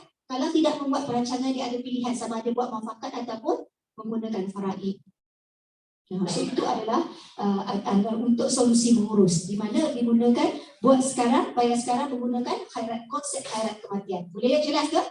Jelas ya? Okey. Solusi membahagi pula. Tadi solusi menguruskan. Kan, solusi menguruskan, nak membahagi pula. Yang last sekali tadi, solusi nak membahagi. Nak bahagi kepada siapa? So solusi membahagi sebenarnya ada pilihan. Boleh membuat sama ada membuat wasiat. Membuat wasiat ini adalah tertakluk 1/3 kepada bukan waris. Dan hibah. Hibah boleh bagi kepada sesiapa saja, waris dan bukan waris. Tiada had dan harta sepencarian kepada pasangan terhad 30% ke 50% daripada pusaka. Dan juga faraid kepada waris. Dan terhad dan faraid dari baki pusaka tadi. So ini adalah solusi-solusi membahagi dan dibenarkan. Kalau kita lihat kepada yang pertama, wasiat. Wasiat ni sangat sinonim dengan masyarakat Melayu, betul kan? Apa-apa kita berwasiat. Jadi kalau kita tengok wasiat ni, sebenarnya ada 2 jenis wasiat. Satu namanya wasiat melantik wasi. Maknanya semasa hidup kita melantik wakil tadi. Contoh kan, kita melantik wakil. Kalau kita tak lantik wakil, bila berlaku kematian, tadilah kita terpaksa memilih wakil daripada kalangan waris-waris tadi, yang mungkin sukar apabila waris tidak muafakat. Jadi yang pertamanya adalah wasiat melantik wasi, di mana di dalam dokumen itu disebutkan wasi boleh jadi individu dan boleh jadi syarikat amanah. Boleh antara dua. Jadi kalau melantik wasi, contoh saya Suzana Abu Bakar membuka pengajian seorang Islam nasihat tubuh badan dengan ini melantik suami saya, siapa nama, sebagai wasi saya, boleh. Jadi dokumen itu ditandatangan. Mana melantik wasi itu semasa hidup. Dan yang pertama itu dokumen wasiat yang pertama. Yang kedua adalah wasiat 1/3 kepada bukan waris. Maksudnya kalau kita nak memberi 1/3 kepada bukan waris seperti yang disebutkan tadi, nak bagi pada anak angkat, kan? Jadi nak bagi, kadang-kadang kita nak bagi kepada adik kita. Kalau kata kita ada anak lelaki dan anak perempuan, adik tadi bukan waris faraid, betul kan? Kalau kita nak memberi kepada adik kita, kita boleh buat wasiat 1/3. Jadi itu sebenarnya. Tetapi kadang-kadang apa yang berlaku dalam masyarakat, termasuk saya dulu sebelum ni, berwasiat kepada waris. Berwasiat kepada waris. Jadi boleh ke berwasiat kepada waris? Saya nak tanya warga paket. Boleh ke berwasiat kepada waris? Boleh terlaksana tak kalau nak berwasiat kepada waris? Boleh. Sekiranya semua waris-waris tadi bersetuju. Maksudnya kalau dia kata saya nak bagi, contohnya saya ada 2 anak lelaki dan 2 anak perempuan. Saya memang ada 2 anak lelaki, 2 anak perempuan. Anak saya 4. Jadi kalau saya kata saya nak bagi sama rata, duit ni saya nak bagi sama rata. Jadi kalaulah katakan selepas kematian saya, bila semasa bicara, dia beritahu, ada tak si mati meninggalkan wasiat? Ada. Wasiatnya apa? Duit simpanan ni bagi sama rata.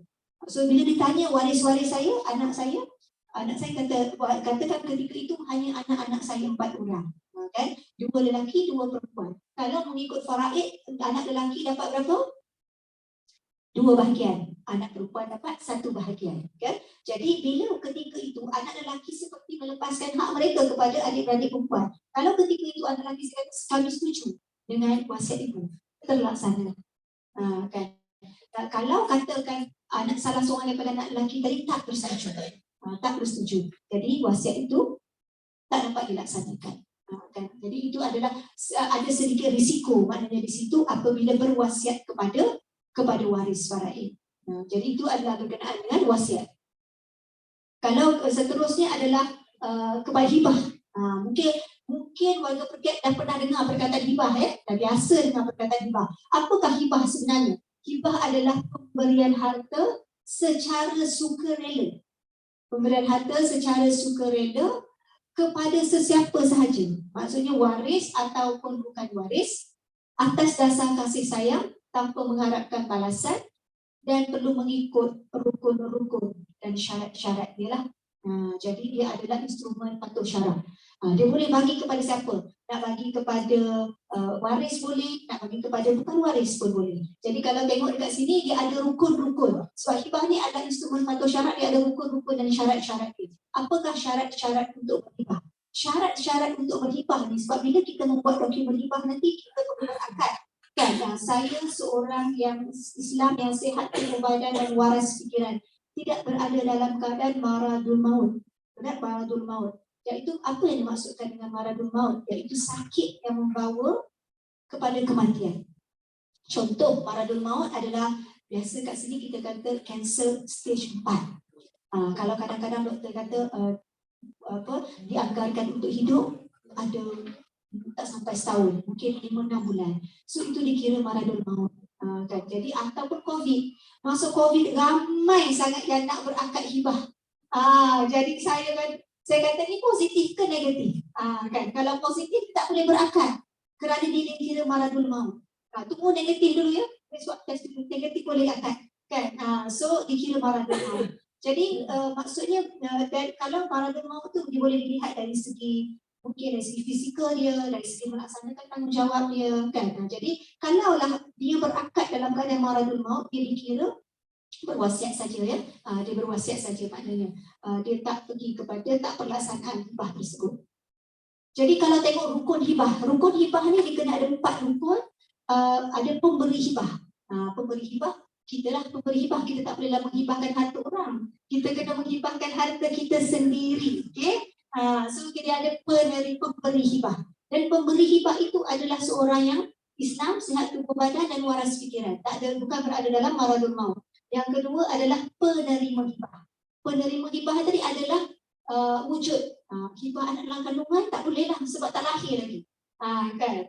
Jadi kena hibah tadi yang ada. Penerima hibahnya siapa? Lepas tu ketiga adalah harta yang nak dihibahkan. Tadilah maknanya harta itu mesti milik sempurna. Pemberi hibah. Kalau hibah tu orang ya. Jadi sedang nak hibah harta. Tengok pemiliknya orang lain. Okay.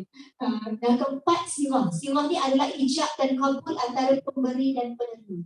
Maknanya pemberi akan kata, saya Suzana Abu Bakar, seorang Islam yang sihat tubuh badan waras fikiran, dengan ini menghibahkan rumah ini kepada anak saya Alia. So Alia akan sambut akad tersebut. Sirah, ijab dan kabul antara pemberi dan penerima. Oleh kerana SOP kita ketat, kita akan rekodkan ijab dan kabul itu bagi membuktikan perkara tersebut berlaku. Ijab dan kabul. Apabila berlaku ijab dan kabul, satu lagi yang kelima adalah khobat. Apakah dimaksudkan dengan khobat? Khobat ni adalah bukti penyerahan. Kalau kita hibah rumah, ini kunci rumahnya. Ataupun ini SMP rumahnya. Kita ada tunjuk SMP rumah. Pemberian tersebut sebagai khobatnya. Ataupun ini kunci kereta ataupun kunci rumah tersebut sebagai khobatnya. Jadi bila dah cukup rukun dan cukup syarat tadi, baru terlaksana, baru sah padanya hibah tersebut dan telah menjadi hak milik penerima hibah. Jadi penarikan balik hibah. Okey, boleh tak hibah ini ditarik balik? Okey, hibah ni kalau hibah daripada anak kepada daripada ibu bapa kepada anak ataupun atuk nenek kepada cucu, boleh ditarik balik bila masa. Tak payah cakap.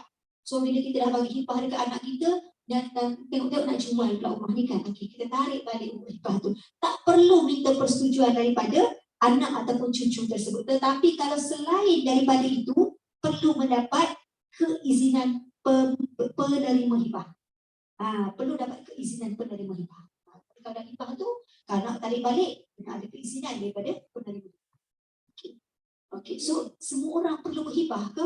Kalau mengikut dekat sini, ada kita menyarankan kumpulan-kumpulan tertentu untuk menghibah, untuk membuat hibah, terutamanya kalaulah kata suami isteri yang membeli rumah secara bersama tadi kan, membeli rumah secara bersama. Kalaulah hasratnya nak bagi isteri duduk dalam rumah itu, selepas ketiadaan dia, nak anak duduk dalam rumah itu sesudah ketiadaan dia, tetapi waris faraid dia lebih daripada itu. Jadi dia boleh berhibah, menghibahkan harta tersebut. Yang keduanya adalah pasangan yang punya anak perempuan sahaja yang contoh tadi. Kalau begitu juga kalau dia ingin anak perempuan itu hidup duduk dalam rumah tetapi ada bahagian-bahagian adik-adik yang lain. Jadi pasangan yang punya anak angkat. Sebab anak angkat tadi bukan waris faraid. Dia tidak mewarisi faraid. Jadi kalau Allah kata nak bagi, sama ada boleh wasiat 1/3 ataupun boleh hibahkan kepada anak angkat tadi. Pasangan suami isteri yang tiada anak. Kalau pasangan suami isteri yang belum ada anak, contohnya kalau dah berlaku kematian, kita boleh tanya lagi kan, Kalau berlaku kematian suami, tak ada anak, isteri dapat berapa? Sekarang ni tak ada mak, tak ada ayah. Senang. Tak ada mak, tak ada ayah, ada adik-beradik lelaki 2 orang. Contoh adik-beradik lelaki 2 orang, ada isteri, ada suami. Suami meninggal. Berapa bahagian isteri dapat? Tak ada anak. Tadi 1/8 ada anak, tak ada anak. 1/4, betul. 1/4 kalau tidak ada anak. 1/4, 3/4 lagi pergi ke mana? Pandai, cepat dia jawab. 3/4 lagi pergi kepada adik-beradik lelaki. Maknanya kalau siapa rumah siapa tu? Rumah adik rumah siapakah itu? Pada 3/4 ialah gambarannya seperti itu kan. Jadi kalaulah kata itulah satu-satunya rumah nak duduk. Isteri pun mungkin tak bekerja. Jadi suami nak isteri duduk dalam rumah tersebut. Kan. Jadi bolehlah dihibahkan rumah tersebut. Harta-harta lain tak apa, boleh kongsi. Maksudnya duit tunai ke boleh, maknanya difaraidkan kepada bersama-sama dengan adik-beradik tadi. Tetapi harta-harta tertentu, sebab itulah tadi saya sebut tadi kan, senaraikan harta tadi, pilih harta mana merupakan harta yang kita nak beri kepada waris-waris kita untuk menjaga kebajikan. Jadi itulah maknanya pasangan suami isteri yang tidak ada anak, individu yang berpoligami. Kenapa? Sebab kalau katakan dia ada 2 isteri, contoh rumah banglo nama suami, isteri pertama duduk. Rumah kondo nama suami, isteri kedua duduk. Bila berlaku kematian suami, rumah banglo tu ada hak milik isteri kedua, sedangkan isteri pertama duduk. Rumah kondo, isteri kedua duduk, ada hak milik isteri pertama juga. Dan dia akan menjadi mungkin berlaku perselisihan. Jadi kalaulah katakan nak bagi rumah di isteri pertama, nak bagi rumah di isteri kedua, hibahlah banglo kepada isteri pertama, hibahlah kondo kepada isteri kedua. Jadi mereka dapat hak mereka selepas berlaku kematian. Jadi sebab kalau 1/8, okay, kita buat test sikit kan. Okay, 1 isteri 1/8, 2 isteri berapa?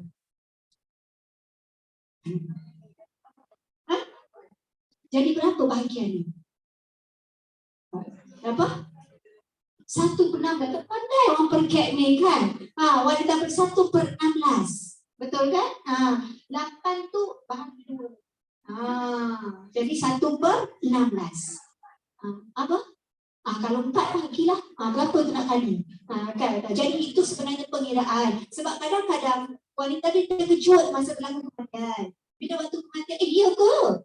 Macam mana pula macam ni? So belajar semasa sekarang ni, maknanya kalau 1/8 seorang, 2 orang jadi 1/16.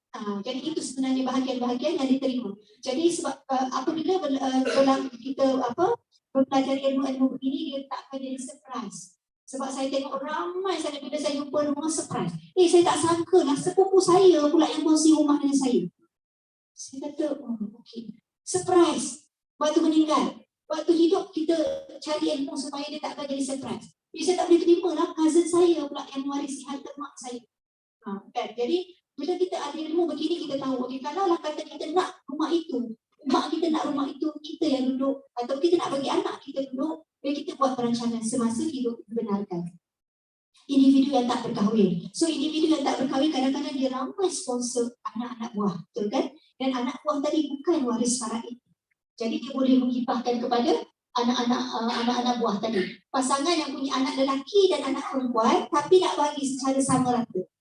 Sebab sekarang biasanya ibu-ibu nak bagi sama rata kan? Biasanya kan, kasih sayang tu sama, nak bagi sama rata. Jadi dia tak akan secara automatik sama rata. Perlu melalui perancangan.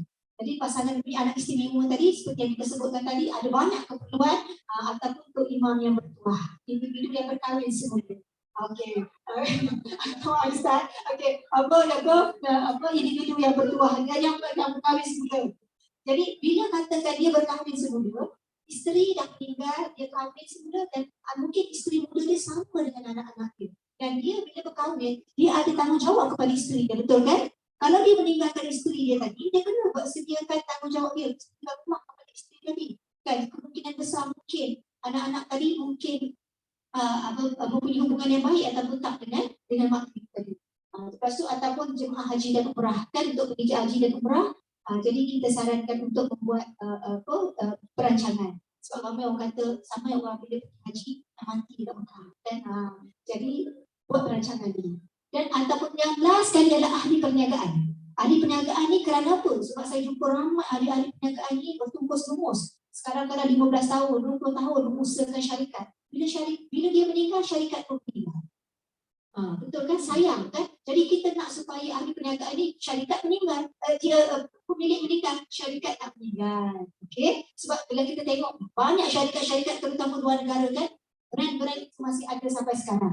Dan kita nak juga supaya usahawan-usahawan dekat Malaysia ni, walaupun dia dah tak ada brand-brand dia ataupun syarikat dia masih kekal sampai sekarang. So ini adalah golongan yang kita sarankan untuk berhibah. Jadi dan bagaimana seterusnya?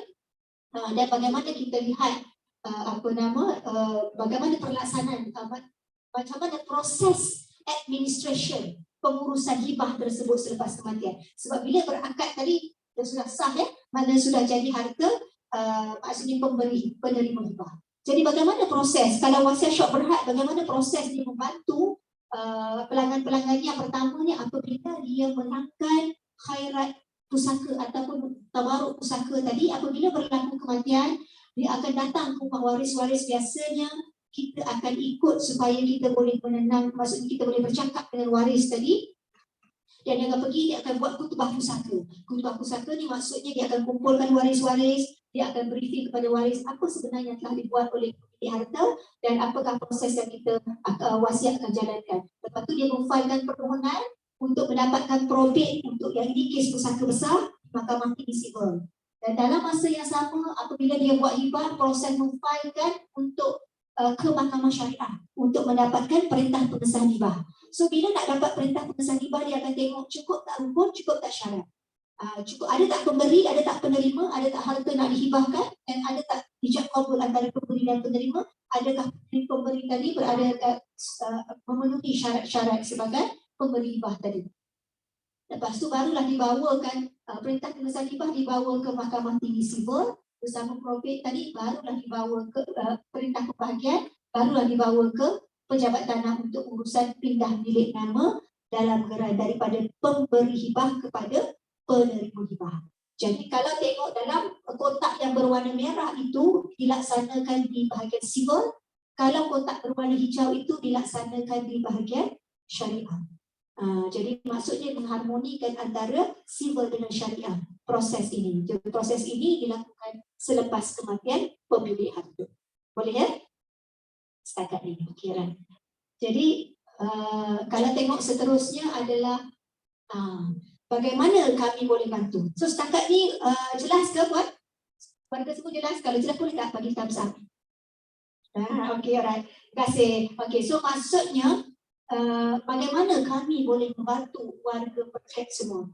Boleh membantu kami menyediakan mokak faraid secara percuma untuk warga Perket dan juga pasangan, dan kita boleh bantu memberikan analisa faraid secara percuma. So ini apa yang kita boleh sebagai sumbangan kita kepada Perket, dan lepas kita memberikan khidmat nasihat secara percuma juga kepada warga Perket beserta pasangan. Dan boleh sama ada WhatsApp ke sini ataupun kami akan mengedarkan satu borang, namanya borang untuk mengenali keluarga. Maksudnya ada ibu, masih ada ibu? Ya. Masih ada ayah? Ya. Isteri ada, suami ada. Anak perempuan berapa orang? Anak lelaki berapa orang? Adik-adik berapa orang? Jadi dari situ kami akan sediakan muka faraid secara percuma, dan kita akan buat analisa faraid percuma kepada warga Perket supaya lebih jelas. So kalau ada soalan daripada situ, boleh berhubung dengan kami boleh menjawab soalan-soalan tersebut. Jadi staf-staf saya, Cik Aisyah dengan Nizam akan dengan Farhan, dia akan mengedarkan borang-borang ni. Jadi kita akan kutip dan kita akan hubungi warga-warga Perket, maknanya wanita-wanita hebat Perket ni yang banyak, yang bagi saya ada pengetahuan yang bagus. Kenapa? Sebab saya banyak pergi banyak tempat, ramai juga yang tidak kurang mempunyai pendedahan dalam bidang pewarisan harta. Jadi kalau tengok seterusnya kepada okey, seterusnya kepada ni, jadi boleh hantar ke customer service kita, kita akan bantu. Dan sekiranya ada yang bukan beragama Islam, sekiranya ingin mendapatkan nasihat, maksudnya berkenaan dengan pewarisan harta, saya ada kawan-kawan yang juga boleh memberikan nasihat, maksudnya secara percuma, dan boleh juga hubungi kita dan saya akan perkenalkan untuk mendapatkan maklumat. Sebab dia tertakluk kepada Constitution Act 1958 kan, Akta Pembahagian 1958, ke mana perbezaannya antara wasiat will dengan wasiat Muslim dengan wasiat bukan Muslim. Wasiat bukan Muslim adalah absolute. Contohnya kalau bagi dia terus dapat. Tetapi kalau untuk Islam dia hanya kepada bukan waris. Kalau nak beri kepada waris menggunakan instrumen lain. Tetapi kalau bukan Islam dia straightforward. Kalau nak beri dia boleh beri terus kepada kepada siapa waris-waris yang diinginkan. Jadi boleh ambil tindakan segera sebab kita tidak mahu mengulangi kesilapan. Seterusnya Liza? Slide seterusnya kalau kita boleh pergi. Jadi ni kita punya tagline. Kita punya tagline rancang kerana sayang. Kita rancang kerana kita sayang. Kita sayang kepada diri kita. Betul tak? Kenapa? Kalaulah kita tinggalkan harta, hutang tak bayar. Adakah kita sayang kat diri kita? Tak kan? Saya rancang kerana sayang, kita pun sayang kepada waris-waris kita. Iaitu kepada isteri yang tinggalkan, anak-anak yang tinggalkan. Itu rancang kerana sayang. Jadi kalau kita tengok, maksudnya kalau tak rancang tu, maksudnya tak sayang lah ke? Kalau kita tengok seterusnya Nisa, kalau kita tengok dekat sini, kalau tak rancang, tak sayang. Ini secara umumnya lah, walaupun kita kata saya sayang kan, tapi sayang itu sebenarnya adalah love is what we do. Love is not what you say, betul kan? Kita menzahirkan sayang itu dalam bentuk tindakan. Jadi kalau sebelum itu saya boleh Nizam seterusnya. Jadi kita ulang semula tadi kan, bagaimana kita merdekakan minda tadi daripada persepsi-persepsi tentang waris, persepsi-persepsi tentang operasi pusaka, persepsi tentang masa dan kos, persepsi tentang emosi, persepsi tentang need ataupun keperluan. Jadi sebelum saya buka kepada sesi soal jawab, saya nak kongsikan satu video dekat sini. Boleh ya saya kongsikan satu video sebelum saya buka kepada sesi soal jawab.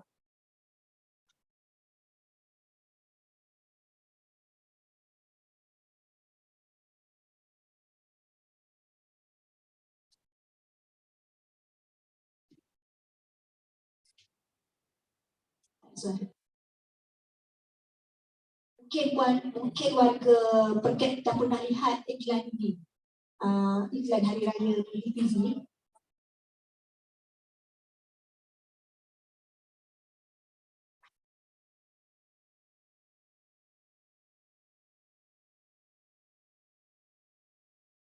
Sementara itu boleh isikan borang perkiraan faraid tadi yang kita akan kutip dan kita akan bantu warga Perket untuk kenal waris-waris faraid, berapa bahagian, dan kita buat analisa secara bersama. Bolehkah?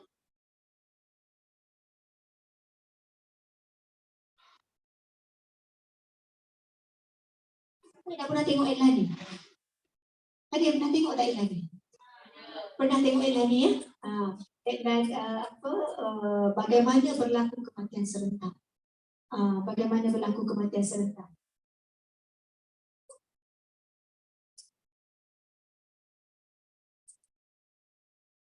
Sementara tu ada nak tanya soalan berkenaan dengan nak mengisi borang mendapatkan sijil faraid tadi. Straightforward kan? Berapa ibu ada, ayah ada, ataupun saya buka soalan dan terus sementara menunggu ni saya buka soalan. Kalau ada ni nanti boleh kita tengok. Sementara tu saya buka soalan. Ada soalan tak daripada sesi hari pertama?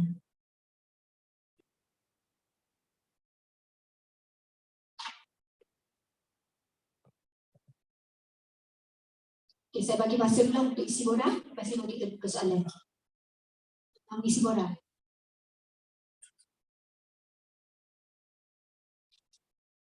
Okey, ada soalan, silakan.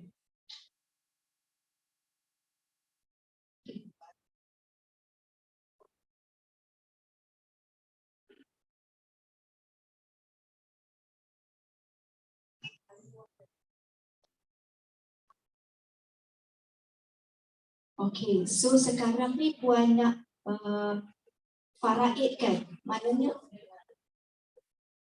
okey, memang semua pusaka kita, kalau kita tak merancang akan difaraidkan. Contohnya bila dia, okey. Okey. Ya, okey, faham. Okey, okey. Alright, faham. Okey, so sekarang ni soalan yang biasa saya dengar. Boleh tak harta kita ni semua kita hibahkan? Boleh tak? Boleh ke tak boleh? Boleh. Secara umumnya kalau mengikut syarat dibenarkan. Tetapi sebagai perunding pewarisan harta, kita merancang ini mengikut tujuan. Kita rancang mengikut tujuan, maksudnya saya sebutkan tadi, kita rancang sebabkan apa? Kita rancang untuk menjaga kebajikan diri kita, menjaga kebajikan waris-waris faraid kita ataupun keluarga kita. Contohnya, kalau katakan kalau katakan kita perlukan rumah, contoh kita ada 3 buah rumah, 4 buah rumah contohnya. So rumah mana yang kita nak rancang untuk beri kepada anak? Kita ada seorang anak perempuan saja contoh. Kita ada 3 buah rumah. Adakah 3 buah rumah itu kita nak bagi pada semua anak perempuan? Ataupun kita nak satu rumah saja bagi pada dia? Contohnya. Kan? Jadi kita mengikut keperluan. Contohnya kalau katakan kita nak rumah yang kita duduk sekarang, rumah-rumah lain itu sebenarnya kita tak nak kita bukan nak hibah kepada dia dalam bentuk rumah, tetapi kita nak hibahkan dia dalam bentuk manfaat. Contoh kita hibahkan dia dalam sebagai pemegang amanah, dia pemegang amanah, dia kutip duit sewa rumah tiap-tiap bulan. Contoh ya, dia kutip duit sewa rumah tiap-tiap bulan. Sewa rumah tu nak buat apa? Untuk allow dia, contohnya kita bagi dekat dia 50% bagi dekat dia, 50% buat sedekah atas nama Tuhan. Contoh. Kan? Jadi boleh dibuat begitu. Maknanya dia mengikut keperluan. Apa hasrat kita? Rumah ni tak boleh duduk. Rumah ni ada hasil. Hasil ni boleh dah bagi kat kita juga untuk kita sedekah bagi pihak kita. Contohnya. Sebab tu kita kata kita merancang ni ikut keperluan. Kan? Tapi kalau dari segi syaratnya boleh, tapi kami perancang keuangan biasanya kita akan lihat, kita akan justifikan mengapa mereka merancang. Sebab tu kita kata rancang kerana sayang pada diri kita, sayang kepada keluarga kita yang kita tinggalkan, sayang juga kepada ekonomi ni, kita sayang juga pada paket, betul kan? Kalau lah kita ahli paket yang lama, so kalau kata kita ada duit, contohnya kan, kita pun boleh menyumbang kepada perket. Kita boleh hibahkan harta kita sendiri kepada perket. Ataupun kita nak berwakaf, kita boleh wakaf. Jadi maknanya dia sayang itu luas. Diri sendiri, keluarga, masyarakat. Jadi kalau terjawab soalan puan tadi boleh. Dari segi syaratnya sah boleh. Jadi cuma kita melihat kepada keperluan. Okey, ada soalan lagi? Saya dengar tadi, siapa ya?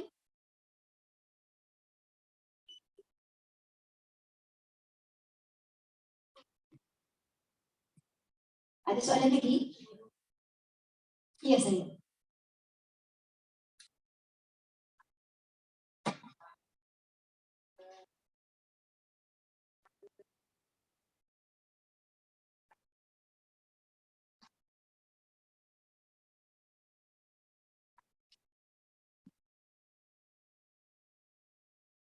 Okey, soalan dia ada kemungkinan tak sekiranya harta yang kita ada, kita hibahkan kepada bukan waris faraid, ada kemungkinan dia akan jadi harta faraid. Okey, jadi maksudnya bagaimana kesahihan dia lah. Okay, betul kan? Ada kemungkinan tak harta ni kita hari ni kita ambil rumah, contohnya kalau bukan waris faraid, yang paling senang anak angkat lah. Contoh ya, kita ada rumah, kita nak hibah pada anak angkat kita kerana sayang. Okay? Jadi kita kena ingat bila kita buat kerana sayang. Jadi kita sayang pada anak angkat kita ni, kita tak nak dia tak ada tempat tinggal masa berlaku kematian kita. Jadi kita hibah kepada dia. Ada kemungkinan tak harta itu dia tak dapat dan difaraidkan? Okey. Jadi kalau kita lihat tadi tentang penyediaan hibah kan, jadi bila kalau tengok hibah tadi, dia bagaimana pelaksanaan hibah tadi, dia akan ada 4 rukun, betul kan? Dia ada pemberi hibah, dia ada penerima hibah, dia ada harta yang dihibah. Dalam kes ini, Puan adalah pemberi hibah. Dan katakanlah saya buat contoh anak angkat ya. Jadi anak angkat adalah penerima hibah. Dan ada harta nak dihibahkan sebuah rumah dan ada SMP rumah tersebut memang nama Puan. Lepas tu ada ijab dan kabul. Sekarang dah buat dokumen, ada ijab kabul antara pemberi dan penerima hibah dan ada khobat di mana serahkan, ditunjukkan SMP ataupun kunci rumah tersebut sebagai khobat. Jadi bila berlaku kematian, apa yang dilalui dalam kotak hijau tadi, kotak hijau tadi menunjukkan bila berlaku kematian, dia akan dokumen hibah itu dibawa ke mahkamah syariah sebab dia dokumen patuh syarak. Jadi bila dibawa ke mahkamah syariah, yang pertama dia akan tengok cukup tak rukun dan syarat ini. Cukup tak rukun? Apa rukun? Ada tak pemberi? Kerana itulah masa kita berijab kabul antara pemberi dan penerima hibah, kita akan videokan. So masa mula-mula klien itu tengok, apa saya nak video-video. Sebenarnya video ini adalah bukti yang paling kukuh sekali. Maksudnya apabila kita videokan, lihat muka pemberi hibah, lihat muka penerima hibah, lihat pemberi dan penerima hibah menandatangan dokumen dan melafazkan ijab dan kabul. Jadi apabila kita lihatkan ada tak pemberi hibah, ada tak penerima hibah, ada tak harta yang nak dihibahkan, kan? Jadi ada tak ijab dan kabul. Jadi apabila dan adakah pemberi hibah dalam keadaan maradul maut? So kalau pemberi hibah elok je, saya ini bukan maradul maut. Kalau dia terlantar, itu kemungkinan maradul maut. Kan? Jadi bila kita lihat dalam keadaan itu, bila dibawa ke mahkamah syariah, bila cukup rukun dan syaratnya, dia akan dikeluarkan perintah putusan hibah. Jadi apabila hakim kata hibah ini